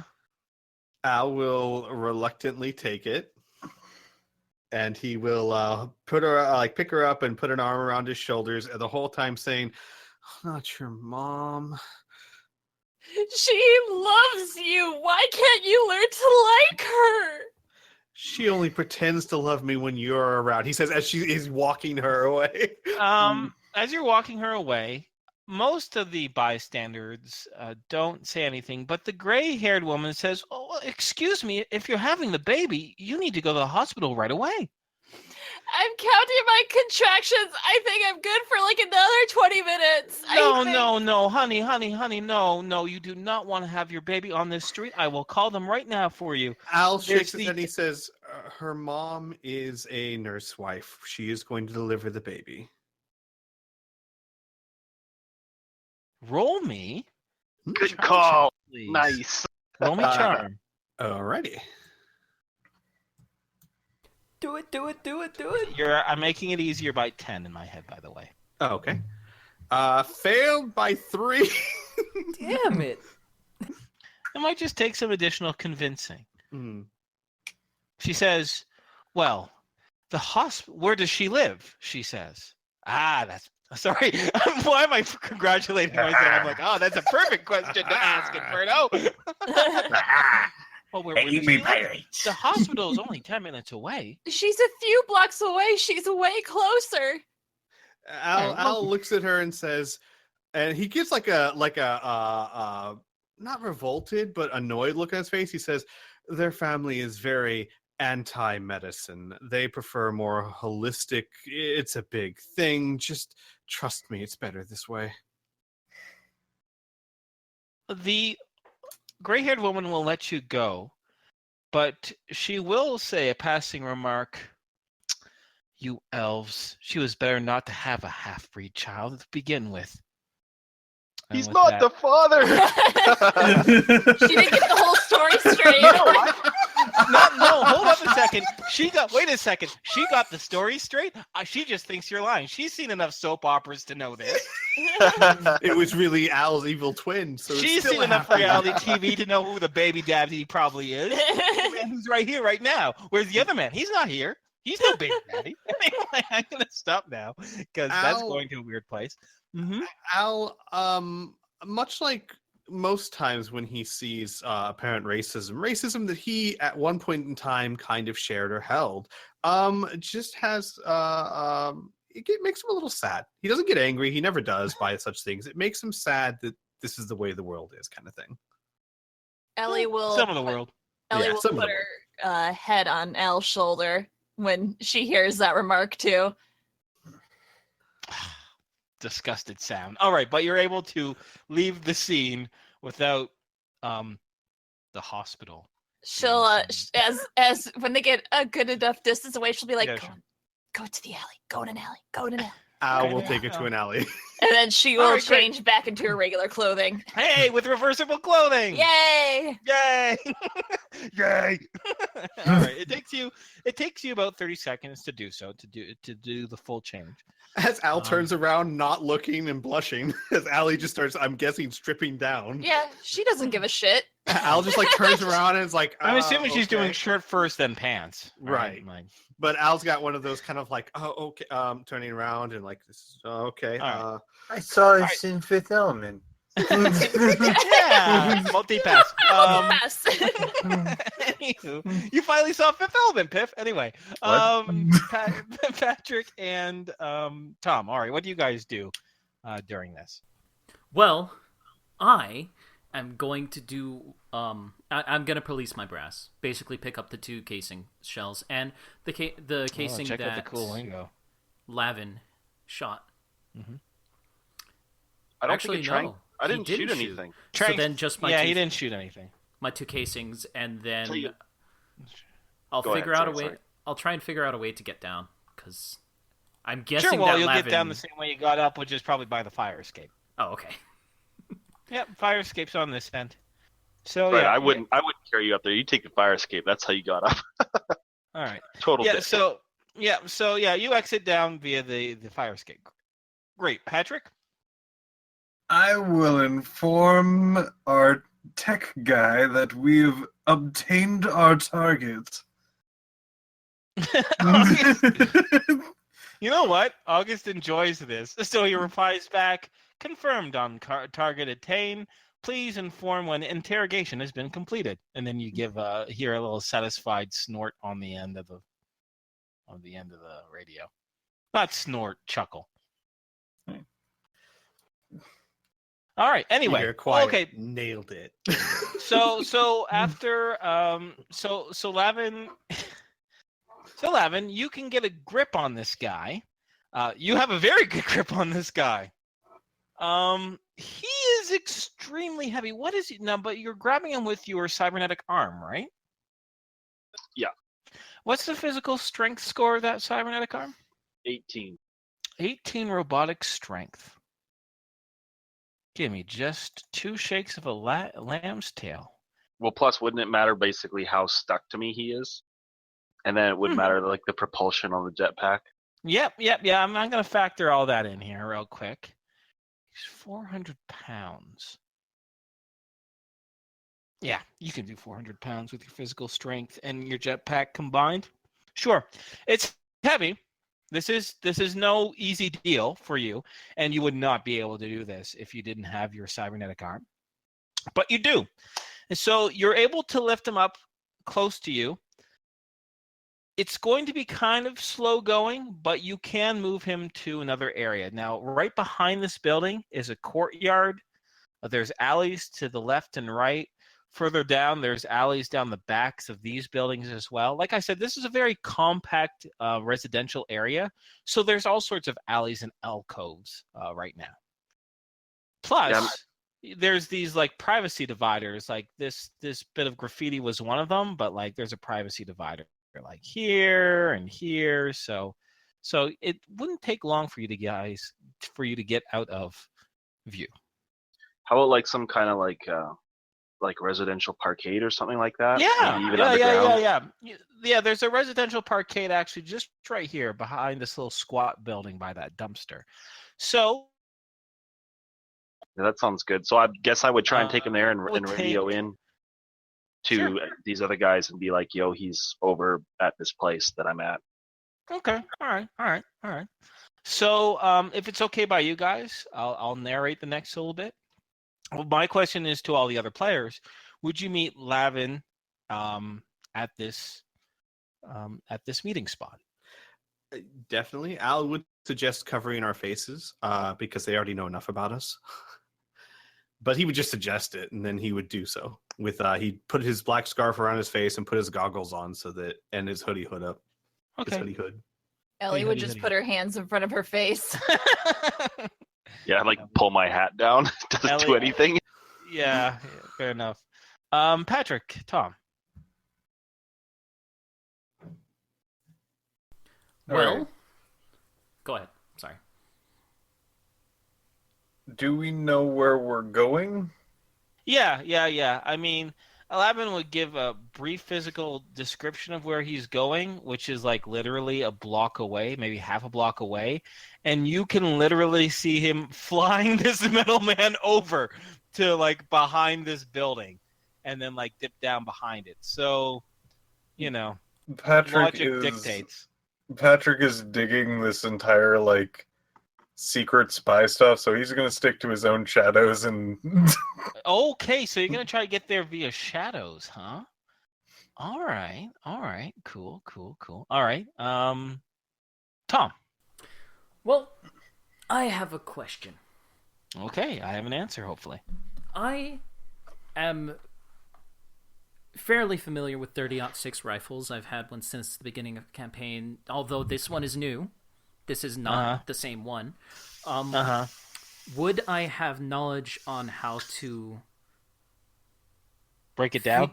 Break it down. Field dress. Yes. A rifle. Yes. Okay. Yes. So then, yes. 100% yes. I'll break it down, reverse my clothing into the hoodie, and then carry it in my pants. The bits and pieces in my pants. So the pants are baggy, and it'll fit in, I think. Yeah. In fact, having a weapon proficiency also gives you a bonus skill to like maintain and repair it. Which also I would definitely say is breaking it down. That's easy. No problem. Would you like me to make a roll with that? No. You have enough. There's no time pressure or anything like that. You're good. So, all right. So, Lavin, you drop this metal man off in this kind of residential parkade area, just about half a block of away.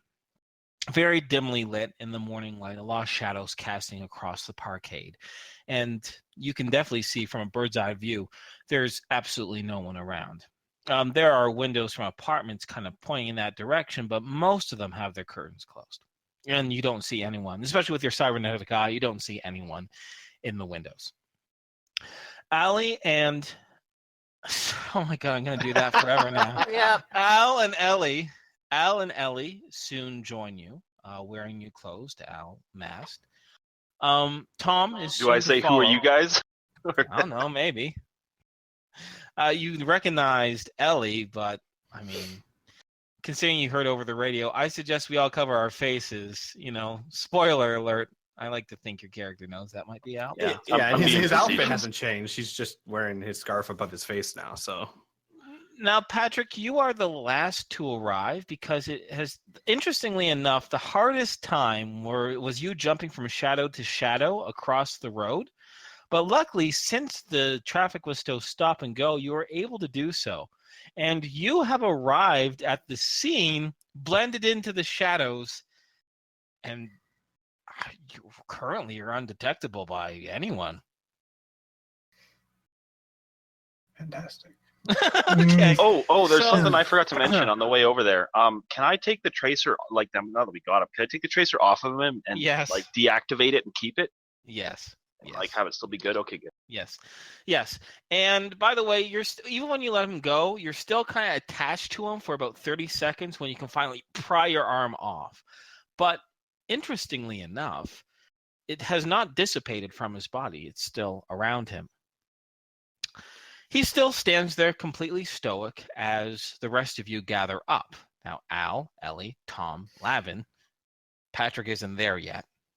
But do you want to wait for him, or do you want to start interrogating this guy? I would immediately say to Al, see, this is why I hate magic, because my stuff's all stuck to this goopy, disgusting whatever stuff. Al shrugs and he says, "Sorry, but it did keep him from fighting back." Correct. The metal man replies, You stay out of this. "My apologies. I simply wanted to confirm the effectiveness of this magic you speak of."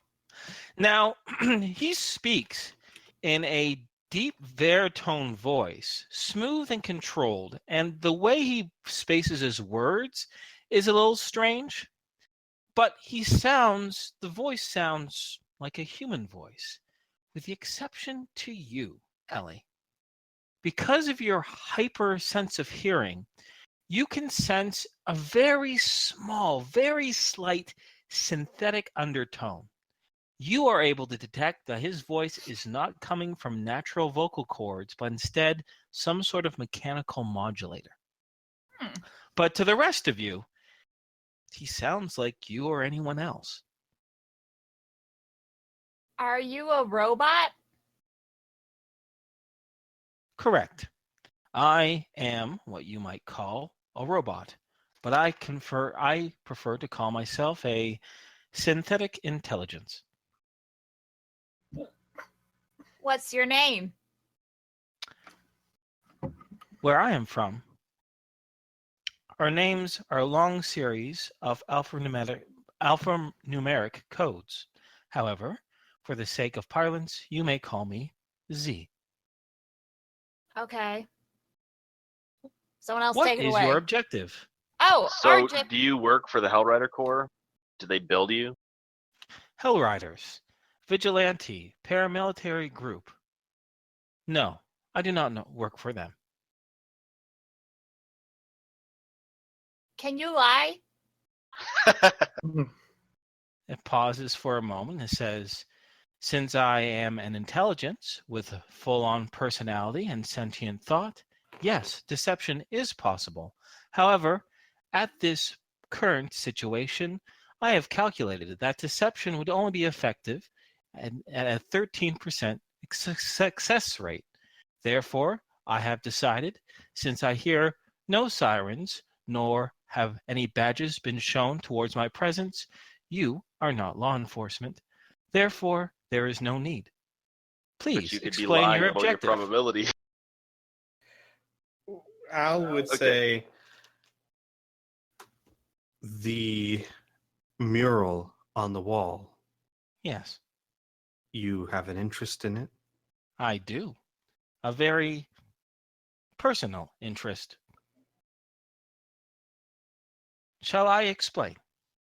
Yes, please. Before I do explain, I need to know the consequences of such explanation. The What is- consequence is justice. Justice. Yeah, I we're see. the good guys. Good. Moral descriptor. Please elaborate. We do nice things for people. I see. I also do things that one might describe as nice. However, where I am from, we prefer to consider it optimal. Where are you from? I am not from this planet. I am from another. I have been in this plane of existence for 3 months, 2 weeks, 3 days, 22 hours, 9 minutes, 32 seconds. Where I am from, we believe in optimization.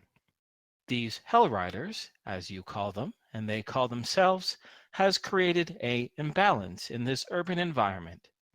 I decided to attempt to track them, to wait, to measure, to calculate, find a moment in which they are weakest, and then strike, eliminating the balance, creating optimization, fixing what was broken. But the imbalance, how does it affect you? Why do you have a stake in it? Stake? One might say I have a personal interest. Since I cannot return to my home, I must be hidden in this environment. If I am to be an environment, it must be an optimal one. Would you not agree? He's a perfectionist. Perfectionist, meticulous, correct descriptor. Patrick then like face goes out of the shadows, and we're like minds. Excellent. Al jumps. Please I draw my gun. Like Al, the guy who's trained to see through people, just Oh, yeah. jumps.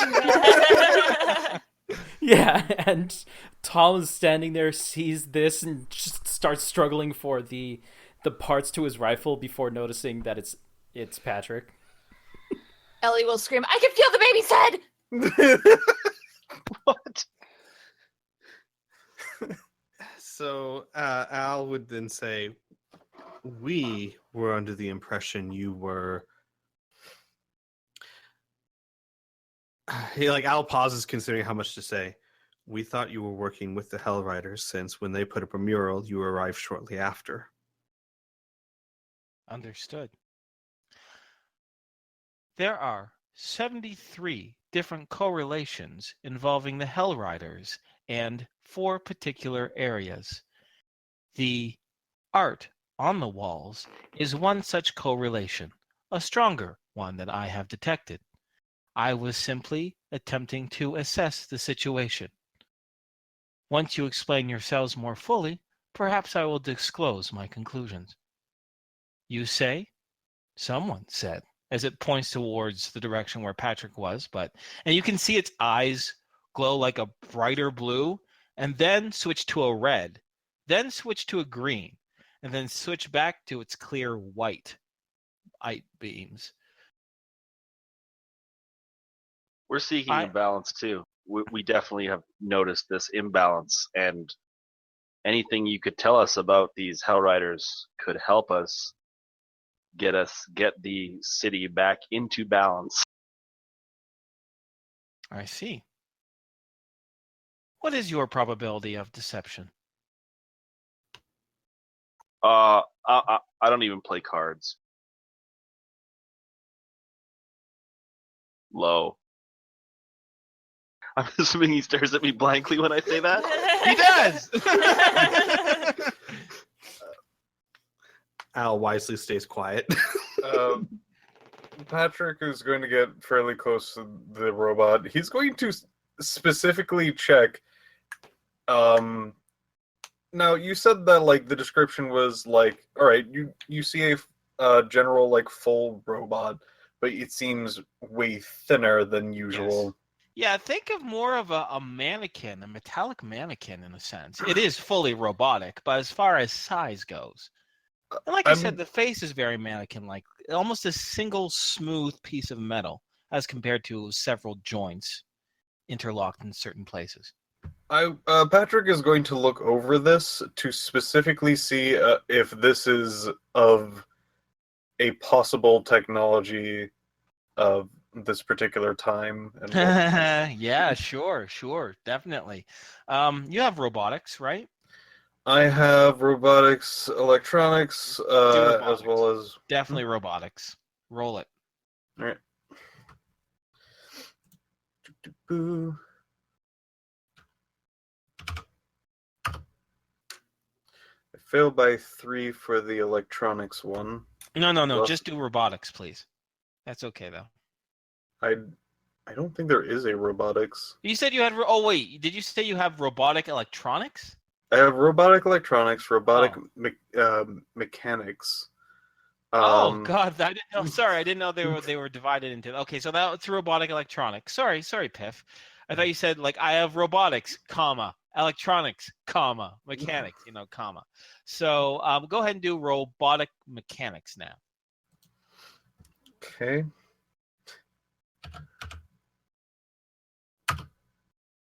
I super failed in that one. Okay. You need to assess him more because right now you just see his hands, his mannerisms, and his face currently. You get a hunch that considering his response time, his physical mobility, this is something far beyond the Northern Gun or the Coalition states. You have light labor bots. They are not nearly this responsive whatsoever. The only thing that wide vocabulary. Yeah, exactly. And even up in space, the robots there were not nearly this. So that alone implies that it is of a very high technological level. Patrick will probably go, This was of the Hell Riders.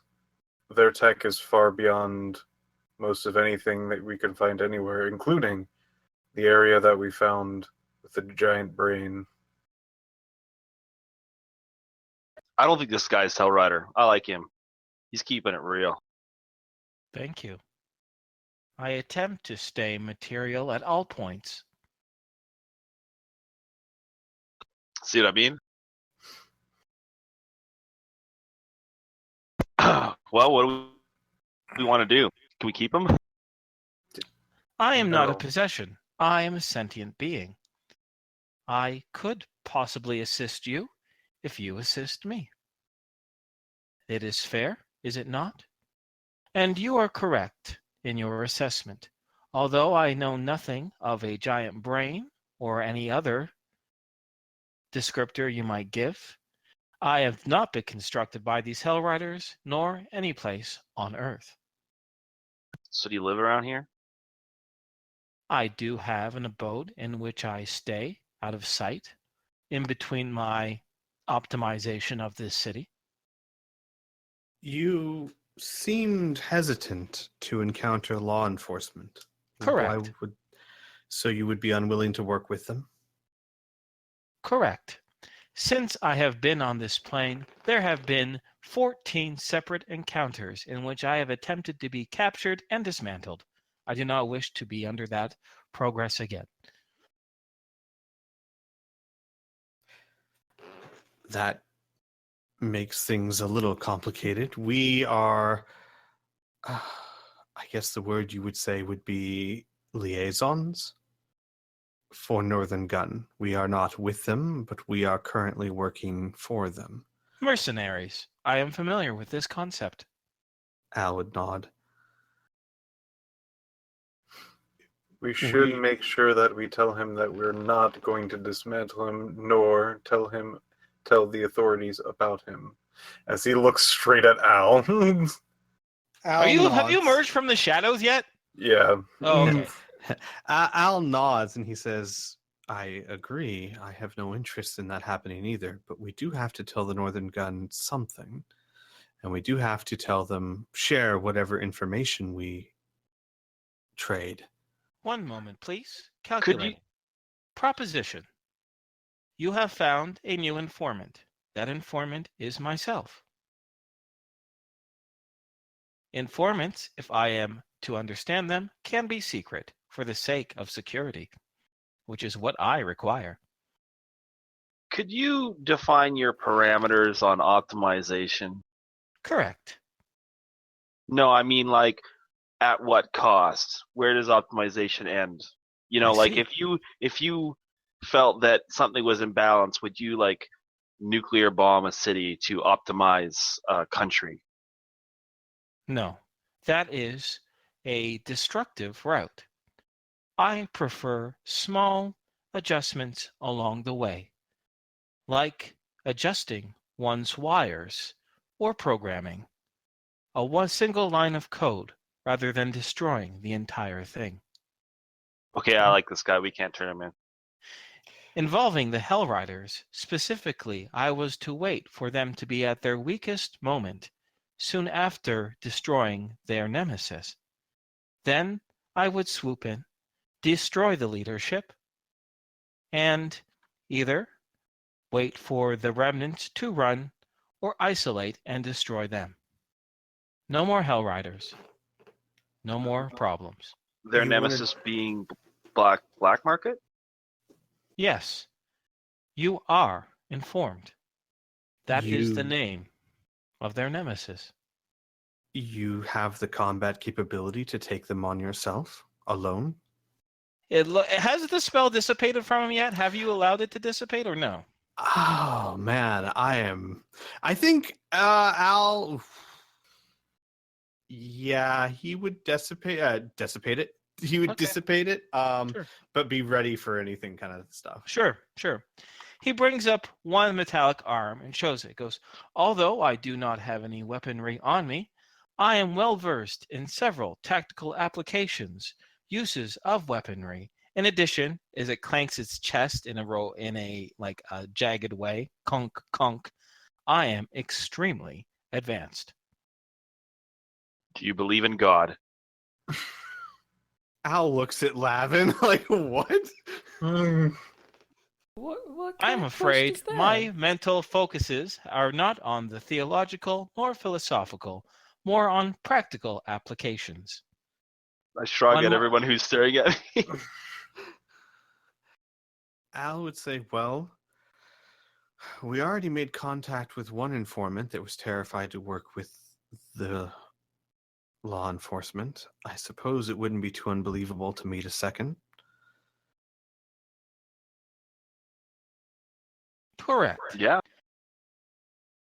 I'm thinking if we simply be as honest as possible, but withhold information, tell them that our new informant is terrified of law enforcement, wants to work with us, but not with them.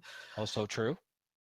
Then Here- Thing is, though, if they find out, man, they get be pissed because they're looking for tech, right? Like, this is exactly what they're looking for.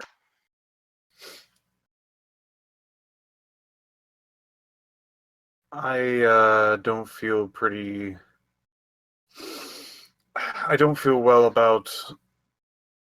I'd rather get in trouble than hand over a person to get dismantled. Oh yeah, don't get me wrong. This guy's cool, man. I don't want to hand him in either. It sucks that if they do Then- find out, it's bad news bears for us.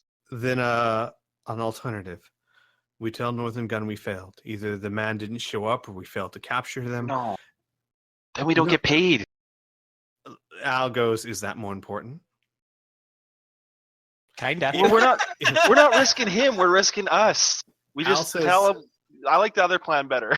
Al Plan says, where we if we succeed. if we tell them that we have a new informant and they push hard enough, this, I'm sorry. God, I'm gonna sound out of character. I'm gonna sound so social. What pronoun do you go by?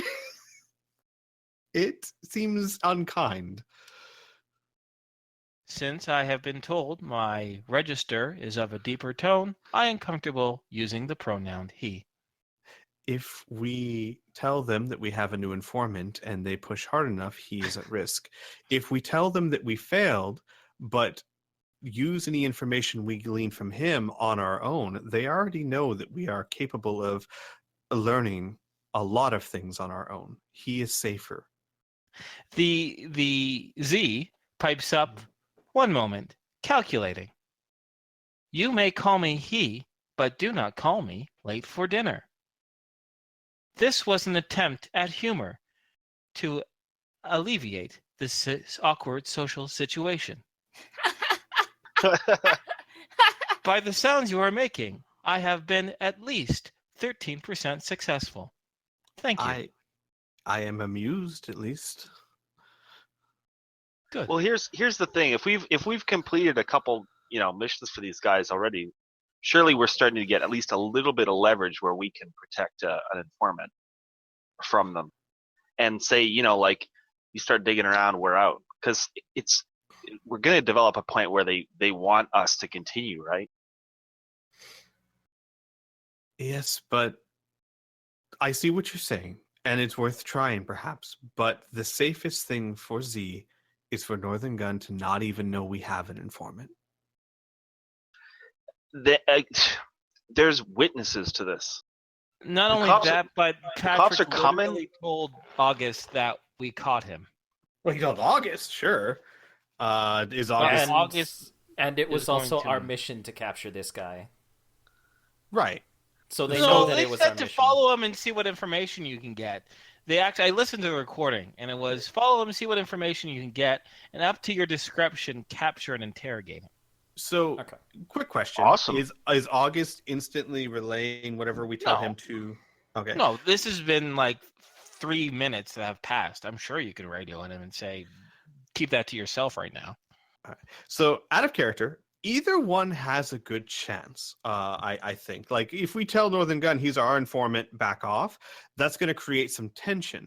If we just tell them, I'm sorry, we didn't see him, we failed to follow them or whatever, then yes, we lose some clout perhaps, but we can probably make up any of that clout with the information that we use from Z. And Z will be pretty non-existent as far as the Northern Gun's concerned.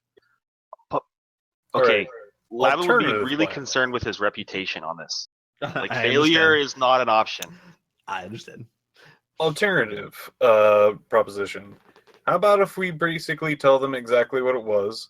We staked out the position. We caught the particular person. It turns out it is a person fairly similar to us that is investigating on their own, and for their own protection, he doesn't particularly want to directly inform to the law enforcement or anything like that for his own security. Sorry. No, go ahead. The main difference, I know we already discussed this in particular, but when they ask like who this person is and whatnot, for whatever reason, if they wanted more information, we can tell them like what we thought. He's a partially partial Borg or whatever the heck that term was. Partial conversion Borg or conversion Borg. Well, if they said for us to use our discretion, well, we used our discretion. We talked with him, we interrogated him, we assessed that he wasn't a threat to the cause, and that he provided us with good information. That's about it. Yeah. Yeah, That works. Again, and I'm willing to go with that. My only other word of caution was the Northern Gun has already shown, or at least the Loss Prevention has shown, a desire to contact vigilantes. Like, they don't like people working on their own. They were already going to contact the guy that got killed and flushed. I have So- an idea. Okay. We'll reframe it not as vigilante, but more of like a private detective. He hasn't done anything yet. He's Well, just that was- investigating. I Right. have an idea. Mhm. So what we could do is we could say that we captured a light labor bot, and we took it apart. We searched its programming, and we determined that its entire programming was to stop by these murals and make sure that they were good, and then report like back. an untraceable relay. Yeah. Yeah, but wouldn't they want to then have the bot Robot? after Yeah. that? I don't see any point in lying. Like there's just too many witnesses. Like just tell them, just keep it simple. Just say he wasn't a threat. Which is true, I mean, he's not, and he provided useful information, and we let him go. Yeah. Yeah. I mean, I can see it causing some tension, but I can't see it failing. I mean, it's not tension with us, it's tension with him. He requested that he not deal with the police, which is true. He hasn't done anything illegal, so... No, I agree, and I'm fine with that. I'm just saying I can see it causing some tension with Northern Gun, but not enough to not do it. The other thing that might work too is just saying that he's a DB, which is true, and that he doesn't trust the law. Oh, No. That is not a lie. actually a really Which is good exactly why Zenthia didn't want to talk to the Mhm. police. Yeah, I mean that's a legit thing, right? They got us to go talk to the DB, so now we have another DB contact, and he doesn't want to talk to the law, and we see you've already set this precedent that you don't want to deal with these DBs that don't trust you, so we can be your middleman for this. Yeah, I'm all that for sounds that. good. That sounds really good. I like that. Yeah, I like that a lot. Wonderful. So we can say you guys hash that out in character too. Then Z will bring up and says, I appreciate the attempts that you have made to keep my secret safe. I have assessed the situation, and since you have not shown any additional violent tendencies and claim to be on the same side, I do not see any reason why I should no longer disclose the information I have found. Perhaps shall we trade information on these Hell Riders? Man, August would have a wet dream over this guy. I am not that kind of entity. He's not that kind of guy, Al says. Excellent. Yes. Let's trade information. Very well. On The one murals. exception. Yes. Please state your conditions. Don't try to take them on by yourself. You may be advanced, you may be powerful, but if our group could subdue you, they might be able to too. Work with us. He didn't even try. He let himself get captured. Al shrugs. They might have more power than we do. My point is, it's an unnecessary risk to try to do it by yourself now that you've met us. Understood. You were an unknown factor. Now you are a variable that I can calculate. Aims can be completed as long as you are as efficient as I am. You have demonstrated your ability, and you are correct. I am very new to this magic you speak of, and it is my one blind spot. I accept your conditions. Al would nod. And then You actually he would hold out his hand to shake. He looks to it, looks at his hand, extends it out to you, and he says, I am using 2% of my grip. Please let me know if it is too strong. As he shakes your hand. It's a sturdy grip, but it doesn't hurt. I'd slap him on the back with my cyborg arm like pretty hard and be like, yeah. I appreciate the sign of affection. Do not touch me. No, he doesn't say that. He just says that. He My says, personal space. My personal space. hey, you, get out of my personal space. Anyways, he says, now, on to the exchange of information. You spoke of these murals, these pieces of artwork. I have detected some sort of hidden message. However, I am unfamiliar with the base cryptography code. I have reduced it down to simple lines and circles, which might mean something, but I have not yet calculated this.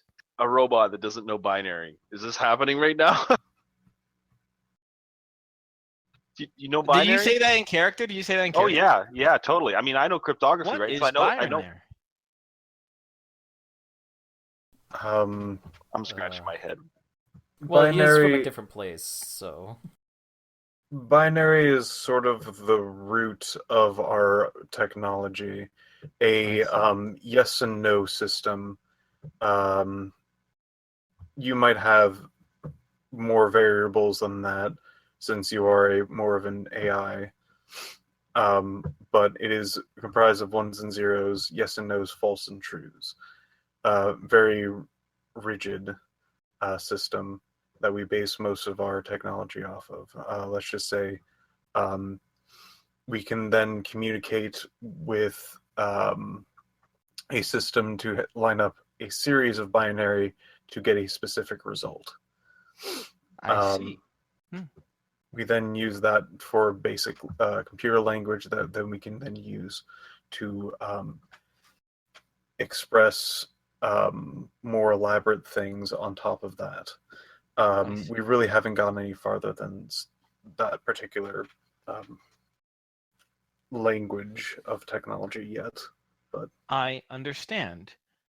Interesting. We speak different languages, but thank you for elaborating. If you are familiar with this binary, are you familiar with these codes I speak of? I may provide the codes. Perhaps you could read them for me. yes, and Patrick will pull out his camera, and he probably said you probably knows the patterns, but these are these particular symbols, and if you drop this one, it will read in this particular language this. Fascinating. How long have you known this? I wish this variable came into my understanding sooner. I believe, out of character, I believe it was yesterday, right? Yeah, it was. yesterday. It was literally yesterday. Patrick would say, we've only recently come upon this a day ago. I see. I am at a loss. You have already sufficiently become more productive at one of the correlations. Shall I speak of other correlations I have found in these 4 areas and Hellrider activity? I have been wondering about the specific locale. Yes. Correct. I have computed 253 incidences of criminal reports, and I have localized 92% of them to 4 boroughs. Give me a moment. But out of character, this relates back to what Buddy Cop was talking about, right? I was going to say, I have a feeling these 4 boroughs might be boroughs we've heard before. Yeah. Damari Erickson. Yeah. Hey, so do you know Damari Erickson? Does this robot... I would ask him if he knows the cop. Damari Erickson. Unfamiliar with that name. My apologies. The areas are Hayward, Croom, Rossiter, and Loris Station, which, spoiler alert, are definitely those 4 areas. Sorry, Hayward, Croom, Rossiter, and... Sorry, yeah, it's Hayward, Croom, Rossiter, and Loris Station. You're currently in the Croom district. He says, in addition, missing persons has gone up 43%. Homicides have gone up 32%. Theft has gone down 52%. Sexual crimes have gone down 102%. What do you perceive as the imbalance here? The imbalance is something calculated on 62 different levels of data. To synthesize that into a single statement, it is a disruption of the social working human being. One cannot go to work, produce items, share items, create currency while being disrupted by crime. This has created an imbalance although some crimes have gone down, others have increased. In addition, my understanding, the Hell Riders and the black market, I have concluded, are both self-maintained, unorthodox enterprises. They do not conform to law, nor do they conform to order. They are rogue. Okay.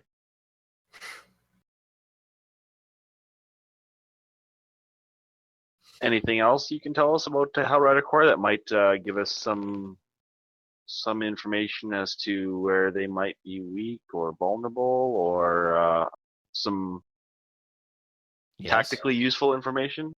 Tactical uses. Correct. Yes.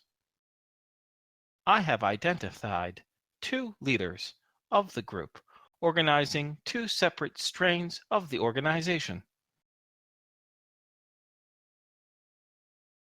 They are. Sorry, go ahead. No, that's okay.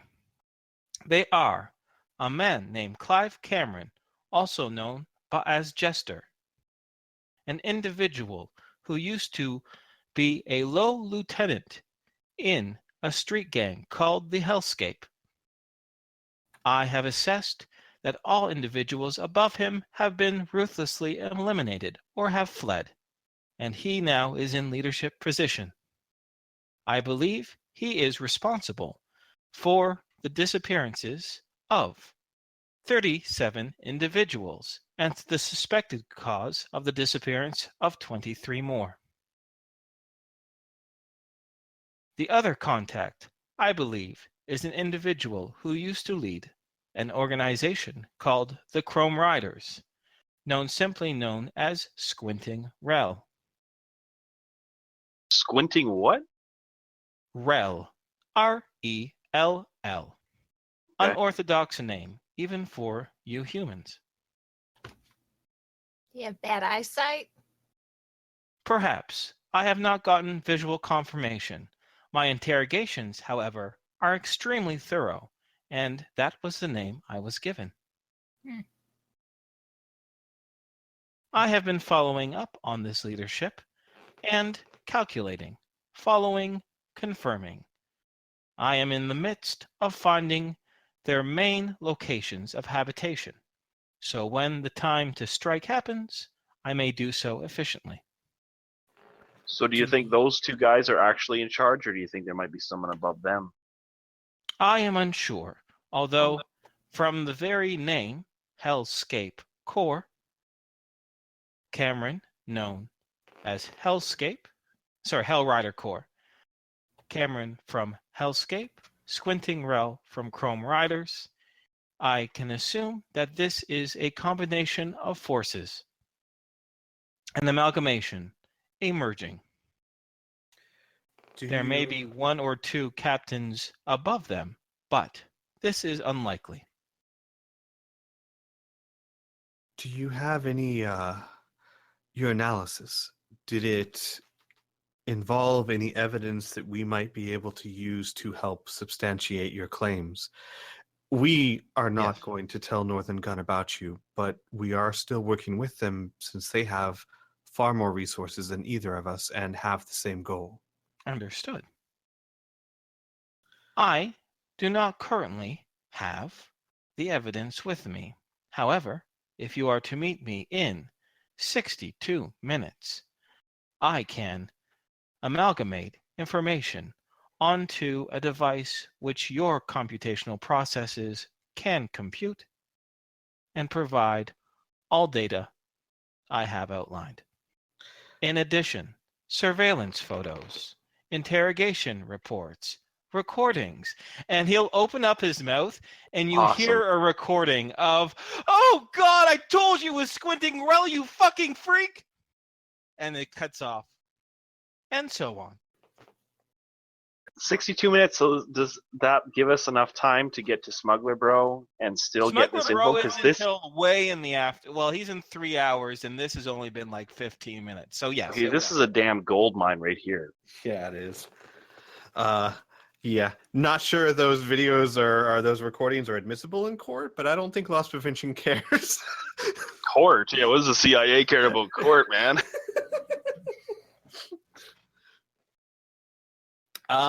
Then sure, I'm all for meeting this guy, Z. Fantastic. I suggest that we do not wait in this district. It is far too conspicuous. Please meet me in Coraline's Traverse, directly 42 kilometers to the south, the very bottom tip of Ishpeming.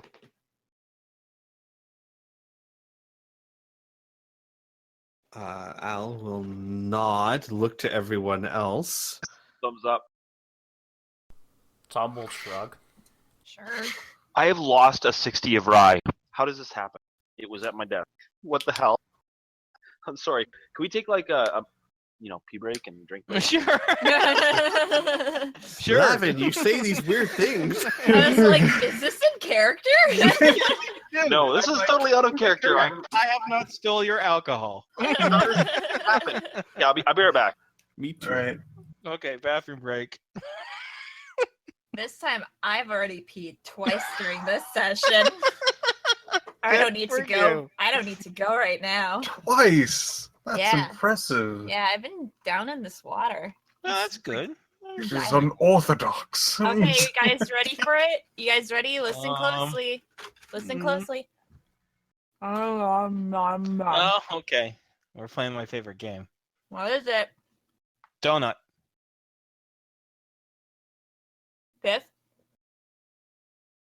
All right, one more time.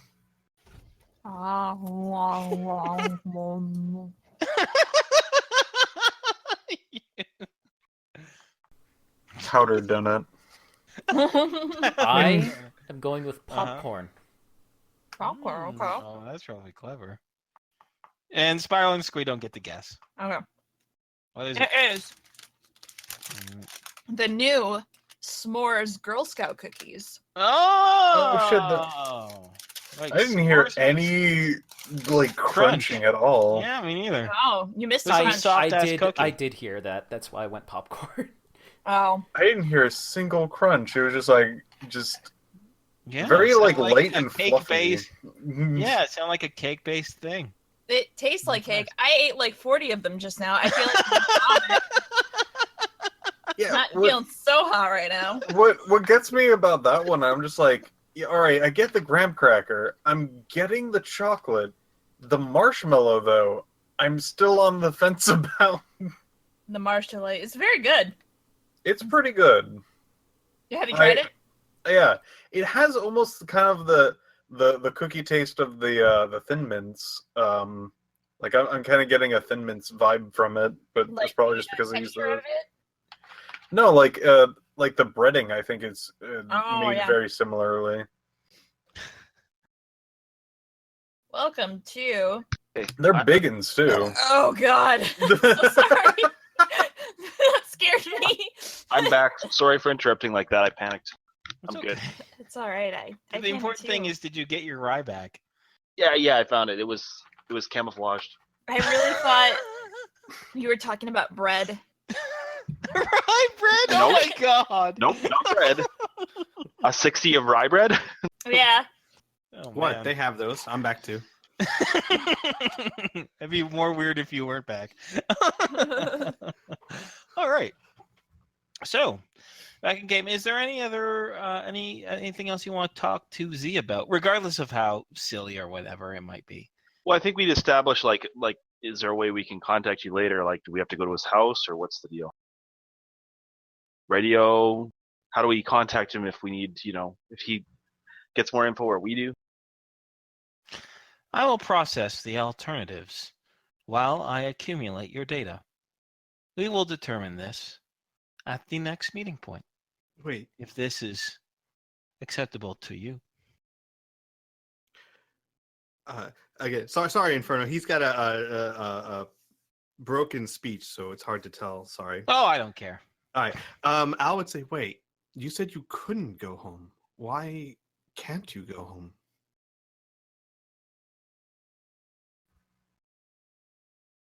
I do not possess the technological capabilities in which to open up a,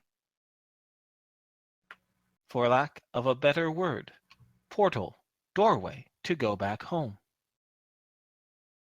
Oh, he means home. Correct. Not like his. So what, do you have like Where I picture was of your- built, where Hold on. I was raised and programmed. Yeah, that's what I meant too.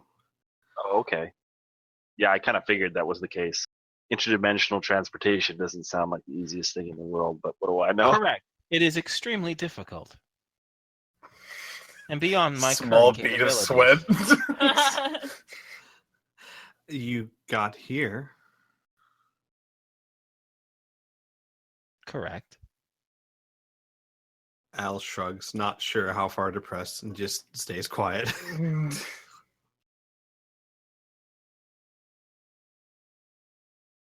Home is extremely optimal, perfect, balanced, efficient. I very much would like to return, but I will have to wait for such an opportunity to arise.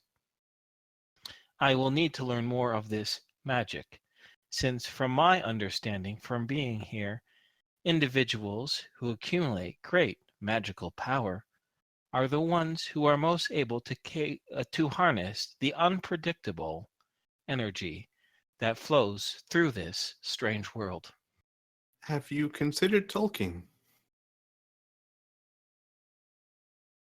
Tolkien.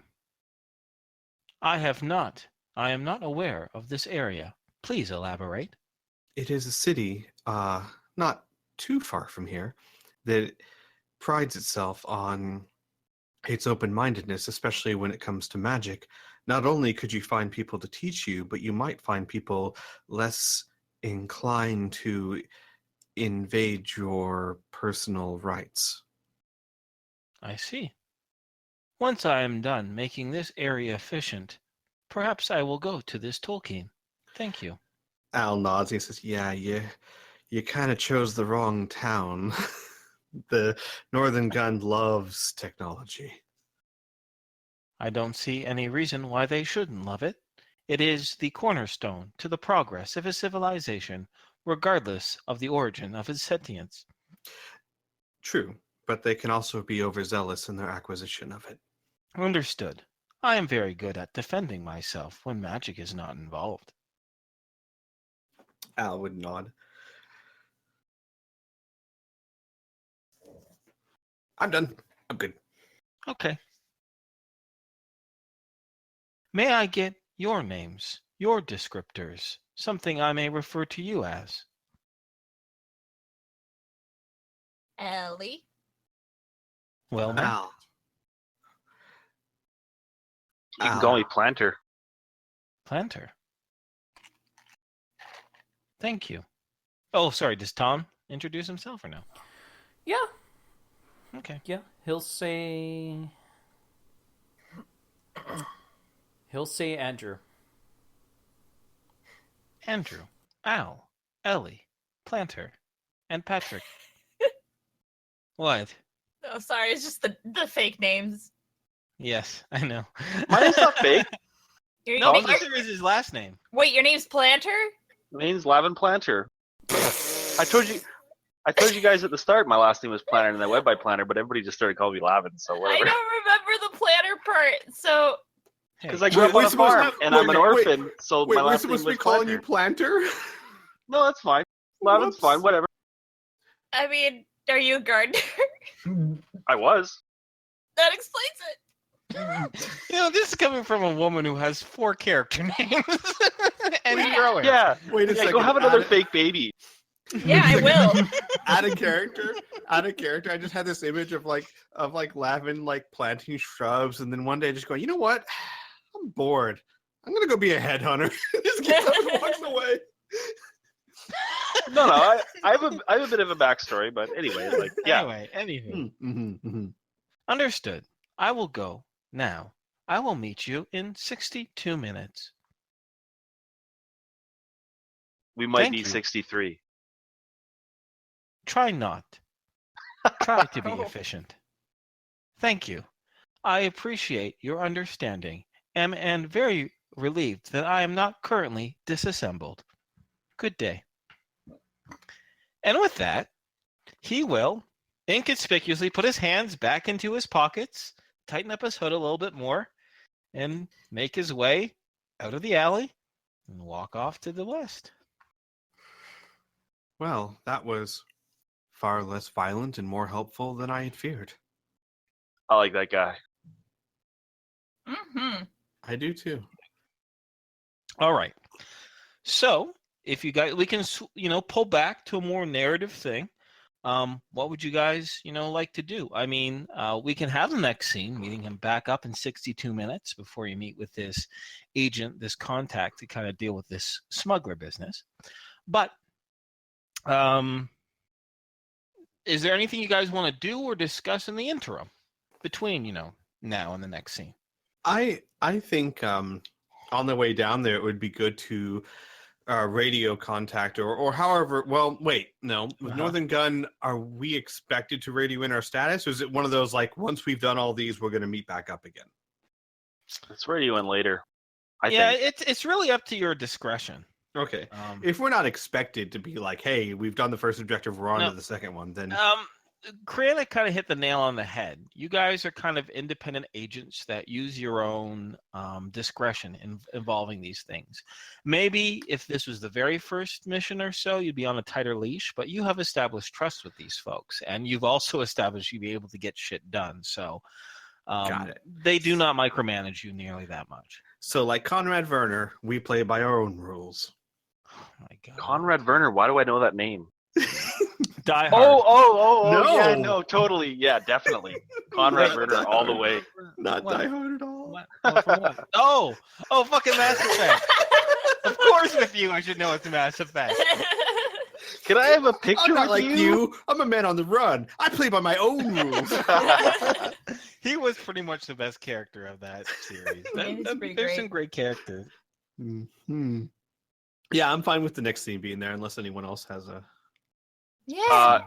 If nothing else is going on, I would look around for a Falcon, but there's I'd say 0% chance of that happening. Well, we do have to rush a little bit. It's 42 kilometers away. 42 kilometers. What, to meet this guy in 60 minutes? Uh-huh. Or are we rushing? Or are we going all the... What?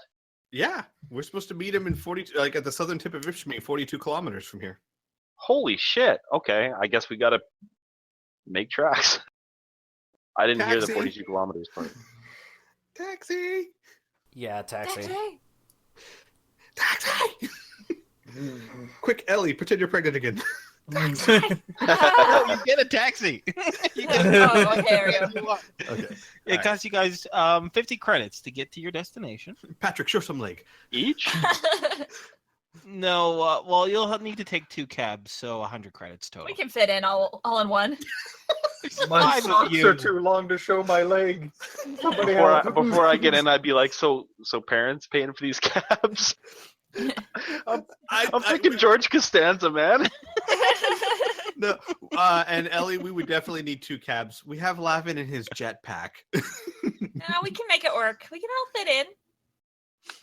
Wasn't there They're only not 5 of letting us? you cram all into his backseat. Yeah, that's No. illegal. The cabs won't let you do that unless we ask for a cab van. Mm. What? Oh my God! A cab van, like a So van 100 cab. credits, we get to the diner, There we go. and Goddamn then Criana.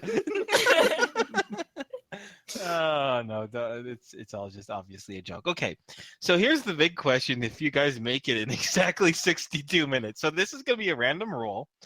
If you get, because the way the traffic is, if you get 75 or below on a D100, you get there on time. But if you get 76 to 100, there's a delay in traffic, and you get there at like 3 minutes late. Do we have to roll for separate cabs? No. Just one roll. Who wants to roll? I can roll too. I just want to make it fun. I've been rolling terribly. I'll do Let it. me. Okay. Oh no, by all means, yes. Sorry, I didn't see where your thought was going, but yes. Yes. We're gonna be late. I wonder if you'll think it's suboptimal if we arrive early too, because we might have gotten. Oh more yeah, done. you know what? Let's be fair. If you get under 25, you're there early. 26 to 75 on time. 76 to 100 late.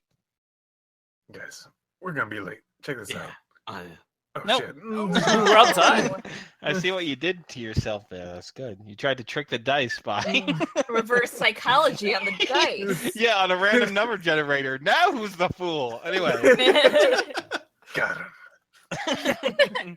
So you managed to get there right on time, and so does Z, with hopefully no surprise to anyone. He has what appears to be a small, slender hard drive in his hand, and he says, I have downloaded all pertinent information, audio and video recordings here. Money. Do we have a copy of what we have as well to give him? I mean, this is supposed to be a fair trade after all. It would be much appreciated. Although I see as your assistance in optimizing this city a large asset and reward upon itself, I will never say no to hard data. I'm sure we would discuss this during the long trip. And Sure, Patrick of would course. probably whip up what he has. Sure, okay. Yeah, I thought that's more than fair. All right, so you exchange information. Al would also give the small amounts of information he gleaned from his intelligence, how they operate. They typically operate in fire teams with et cetera, et cetera. What the information he found that way. Understood. I appreciate any intelligence one might provide.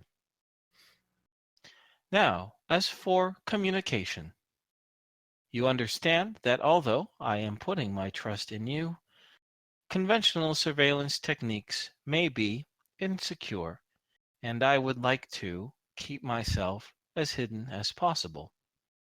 I suggest small meetings on a 24-hour period at this location, if that works for you. It does for now. We may want to change locations, but I'd be willing Agreed. to let you choose them. Geez, a 24-hour schedule is pretty tight. Understood. Perhaps we will say the Yeah, 24-hour schedule is voluntary. I will be at each location in 24 hours. I will wait exactly 5 minutes, and I will continue. If you do not arrive, I will assume you will arrive the next day. If you do not Perfect. arrive for 2 weeks, I will assume you have been killed or captured or have simply fled the area. Perfect. Wonderful. It is agreed. And you are right. Al. Wait, yeah, you introduced yourself as Al, right? Yeah. Yeah, I did. You are right, Al. A variable meeting place is necessary, but for the sake of non-complications, this area for the first meeting may be best. Agreed. Although I do not show very many emotions, I do want to say a pleasure it is to work with you, and I feel that we can get a lot done. Likewise. Yeah, dude. I put out my fist for a fist pump. My cyborg arm for a fist pump. He takes your fist bump and he grabs your hand and he says, I am using 15% of my strength.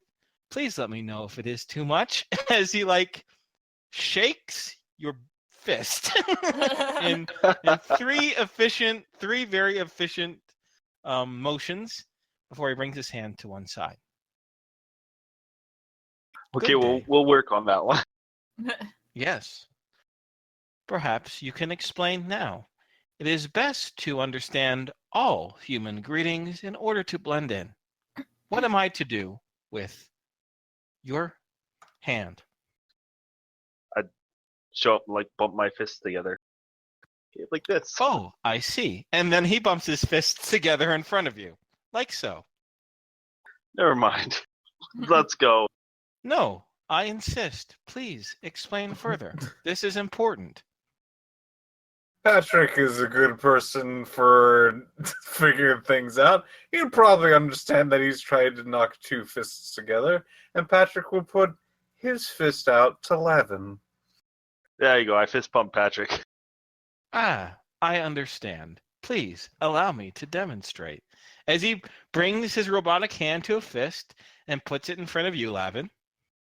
Yeah, I fist bump his fist. Excellent. Thank you. Well, good day. And with that, he will unceremoniously walk away. So, All right. All right, so how about we never teach him a secret handshake?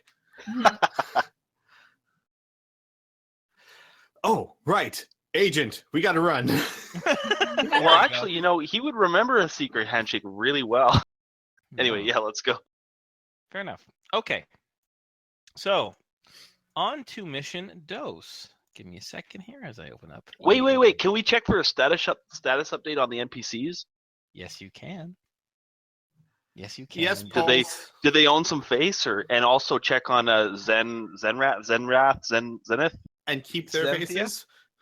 Zenthia? Yeah, is she okay and still in her house? Mm-hmm. Okay. Let me answer both those questions.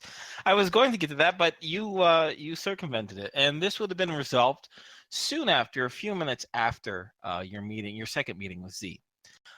First of all, Lavin, you do check your tracker, and sure enough, it looks like Zenthia is more than fine.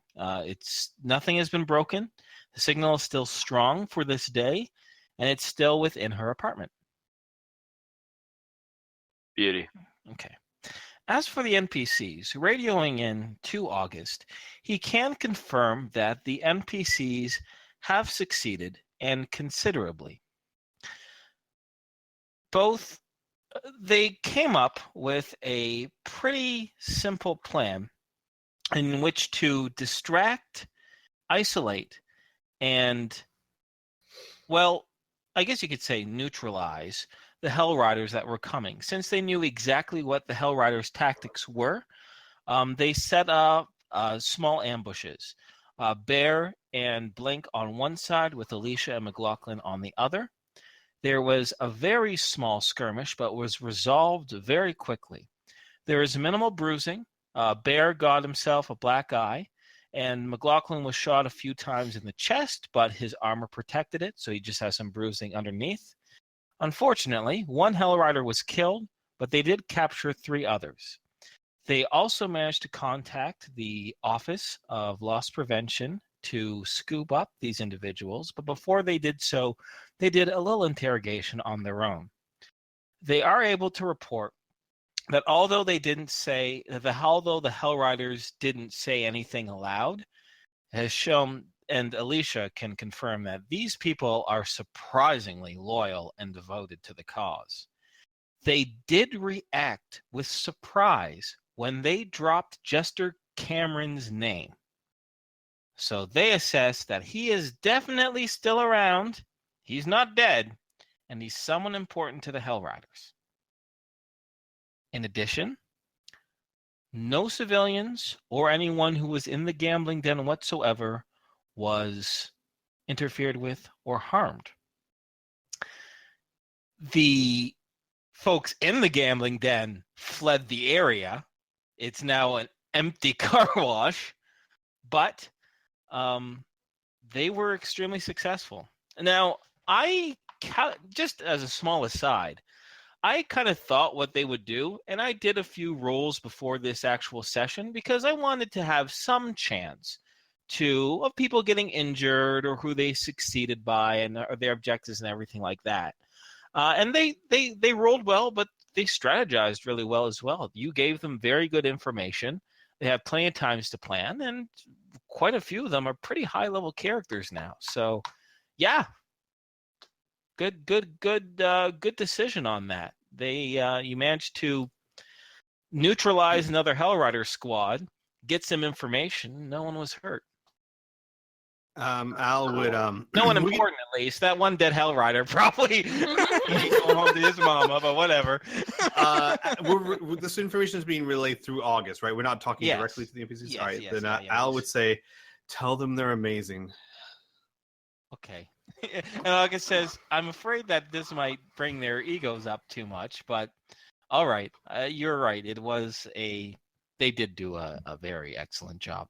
Yeah, We'll be waiting death. here. They'll be waiting back in the hotel room for you whenever you're finished your well, whatever you're doing.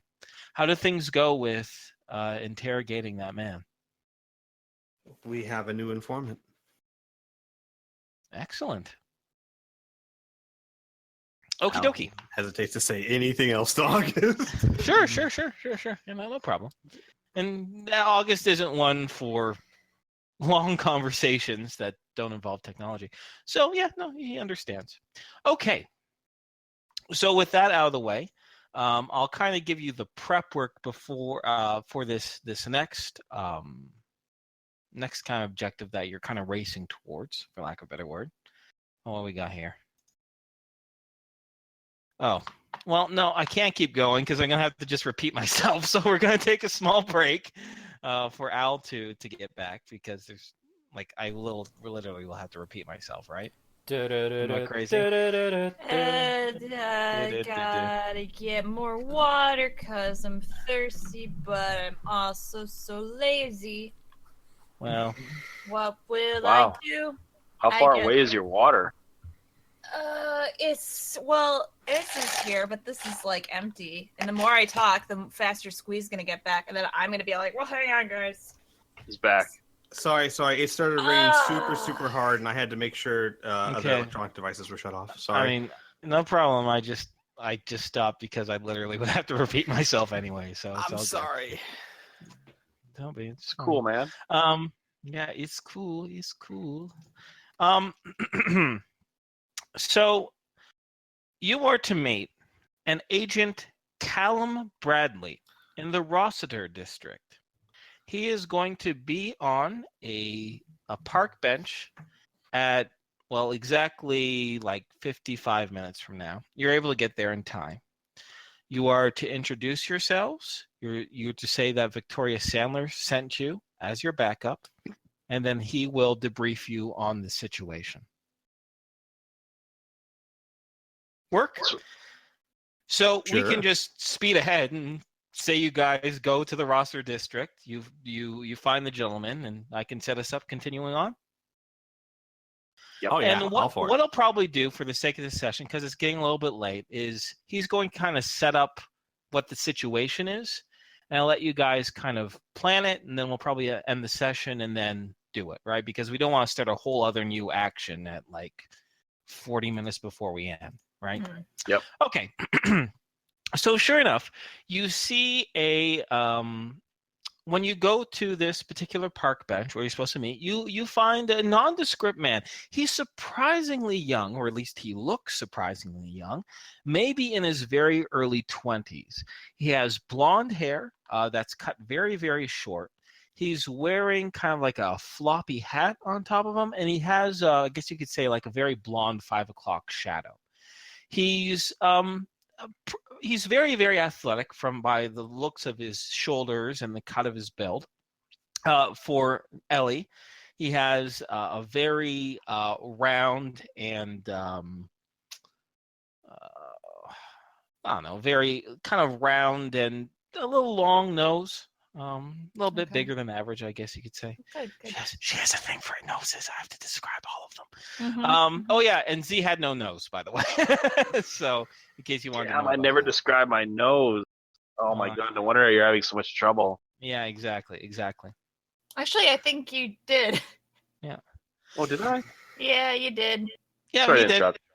No, it's fine. It doesn't matter. He's Yeah. currently on the park bench, and he seems to be listening through a pair of headphones on a personal audio recorder that is in his lap. He's looking around casually.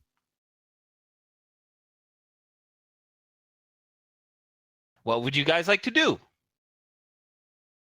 All right. I guess we would approach him and sit down. He'll and kind of say- look over you casually and then look out. And he would say, "We were told to meet with you. We are your help for the day." Takes off his headphones. He says, "Who sent you?" Victoria Sandler.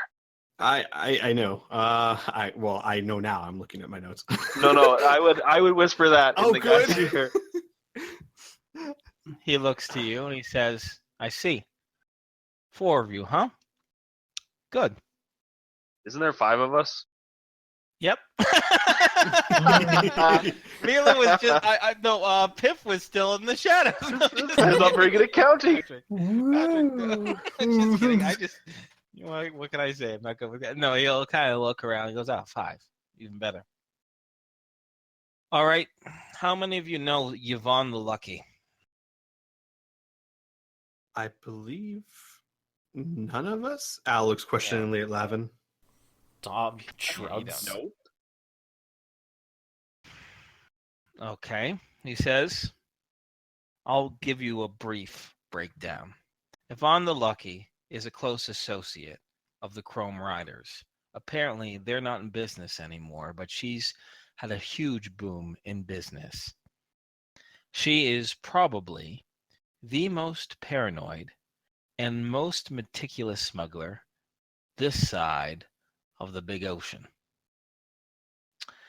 It has taken me 3.5 weeks through countless checks, double crosses, and contacts in order to get a face-to-face meeting with her.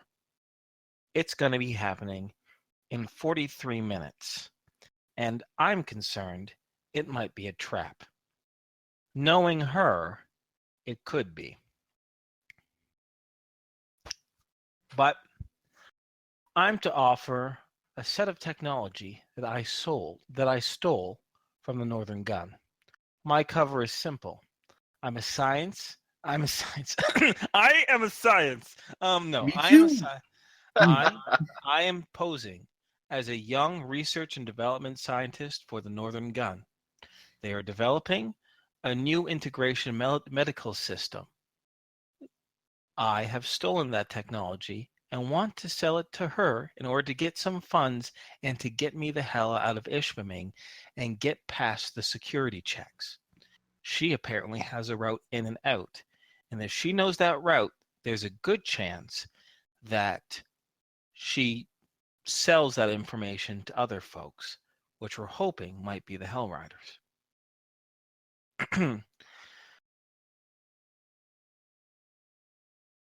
He pauses and he says, where the trade-off is supposed to happen is in a park not too far from here. Problem is I'm supposed to drop off the technology, wait 10 minutes, and then have someone come to me to make the introduction. I need someone to keep an eye on that package to make sure if I'm being double-crossed, I have at least some eyes on that so I know where it's going to disappear to. And I want to make sure when the contact comes up to me, I don't get a bullet to the heart instead of a handshake. So I'll need you guys to break up into 2 groups, one to follow the case and one to protect my ass. If everything goes according to plan and I do get a face with Yvonne the Lucky, then we'll take it from there. She's supposed to ask me a few questions, then take me to the site in which I will be smuggled out of the city. There's one other possibility to this too. I have explained my own trepidations. I figured the best way to deal with someone who is paranoid is to pretend to act just as cautious and just as careful. Therefore, I have hinted that I might not show up alone. I might have a bodyguard with me. This has been seen as acceptable. So if one of you want to pose as my bodyguard, that's an opportunity as well, but it's not necessary. And of course, when she comes to smuggle me out, the bodyguard's going to have to be left behind because the deal is only for me, not for me and my friend. We got a few minutes before we plan and strategize, so if you have any questions, now's the time to ask. Why don't you just put a tracer on the package? No, she has an impeccable suite of detection technology. That would be a suicide gesture. She knows if I'm tracking it, then I'll be eliminated. She does not mess around. So we're just supposed to follow it? Yep. By visual? Yep. That's real low tech, but it's something that she can't detect if you're good enough.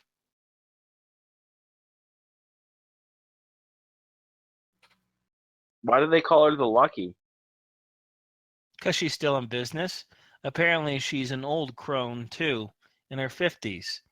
Being a successful smuggler and not in prison or dead, especially in Ishpeming, you better believe you're really fucking lucky. Or good. Or both.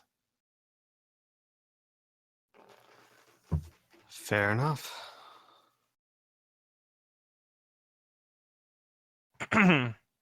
No questions?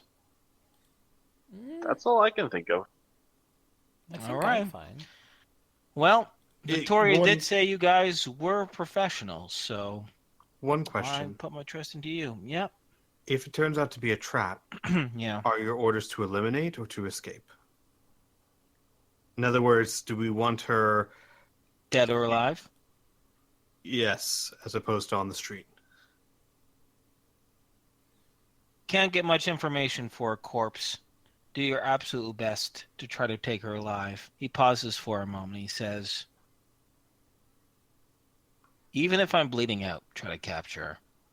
If, however, my brains are about to blown out and all you can do is take a kill shot, yeah, take them out.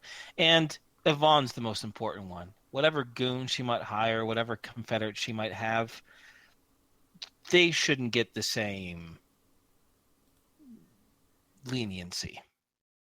If you got some guy with a sniper scope across the road about to take a shot to me, I don't care what's in his head. I just care what's with Yvonne. She's the connection. She's the big one. Big fish. Understood. Excellent. Well, then, my friends, I think this is a fine enough time to end the session. Mhm. So you guys can kind of outside the game, or even the beginning of next session, kind of strategize what you want to do, how you want to approach this. If anyone wants to be a bodyguard, who wants to follow the briefcase, who wants to keep an eye and make sure that Callum Bradley is safe and sound, fantastic. I mean, I would volunteer to be the bodyguard, but I don't have much in terms of close combat. Sure. I was actually going to say the exact opposite. I don't have Bodyguard. anything in long-term combat, so I'll be the bodyguard. Ooh, Callum wouldn't mind that. Okay. I was gonna suggest that I can be the bodyguard too. Everyone's the bodyguard. Yeah, I don't want to be the bodyguard then if all you guys do. Because I do have a very fair mix of long range, mid range, and close range. Yeah. Mm-hmm. Well, what's up with you, Criana? I'm super tired, and if we're gonna plan, I'm not gonna remember Okay. just for that's sure. fine. We can plan. we can on- plan and then get with you later. Yeah. Yeah. Well, no, she should be. She should participate in the plan too. Sure, So, sure. Yeah. so Yeah. you guys will pitch ideas, but you won't come up with a solid plan until beginning of next session. Okay, Yeah. cool. Because Okay. yeah, I'm about to crash. Okay. Well, then Okay. I'm really glad I'm added that. I'm gonna stop Alright. streaming right now. Don't disappear yet. Too Kriana. many cookies. Don't disappear yet, Kriana. Too many Okay. But All right, bye, everyone. we're gonna stop now. Thank you guys for watching. Bye. Don't forget we stream every Sunday for Rifts and every Wednesday for 3 Galaxies. See you there. Bye bye. Bye.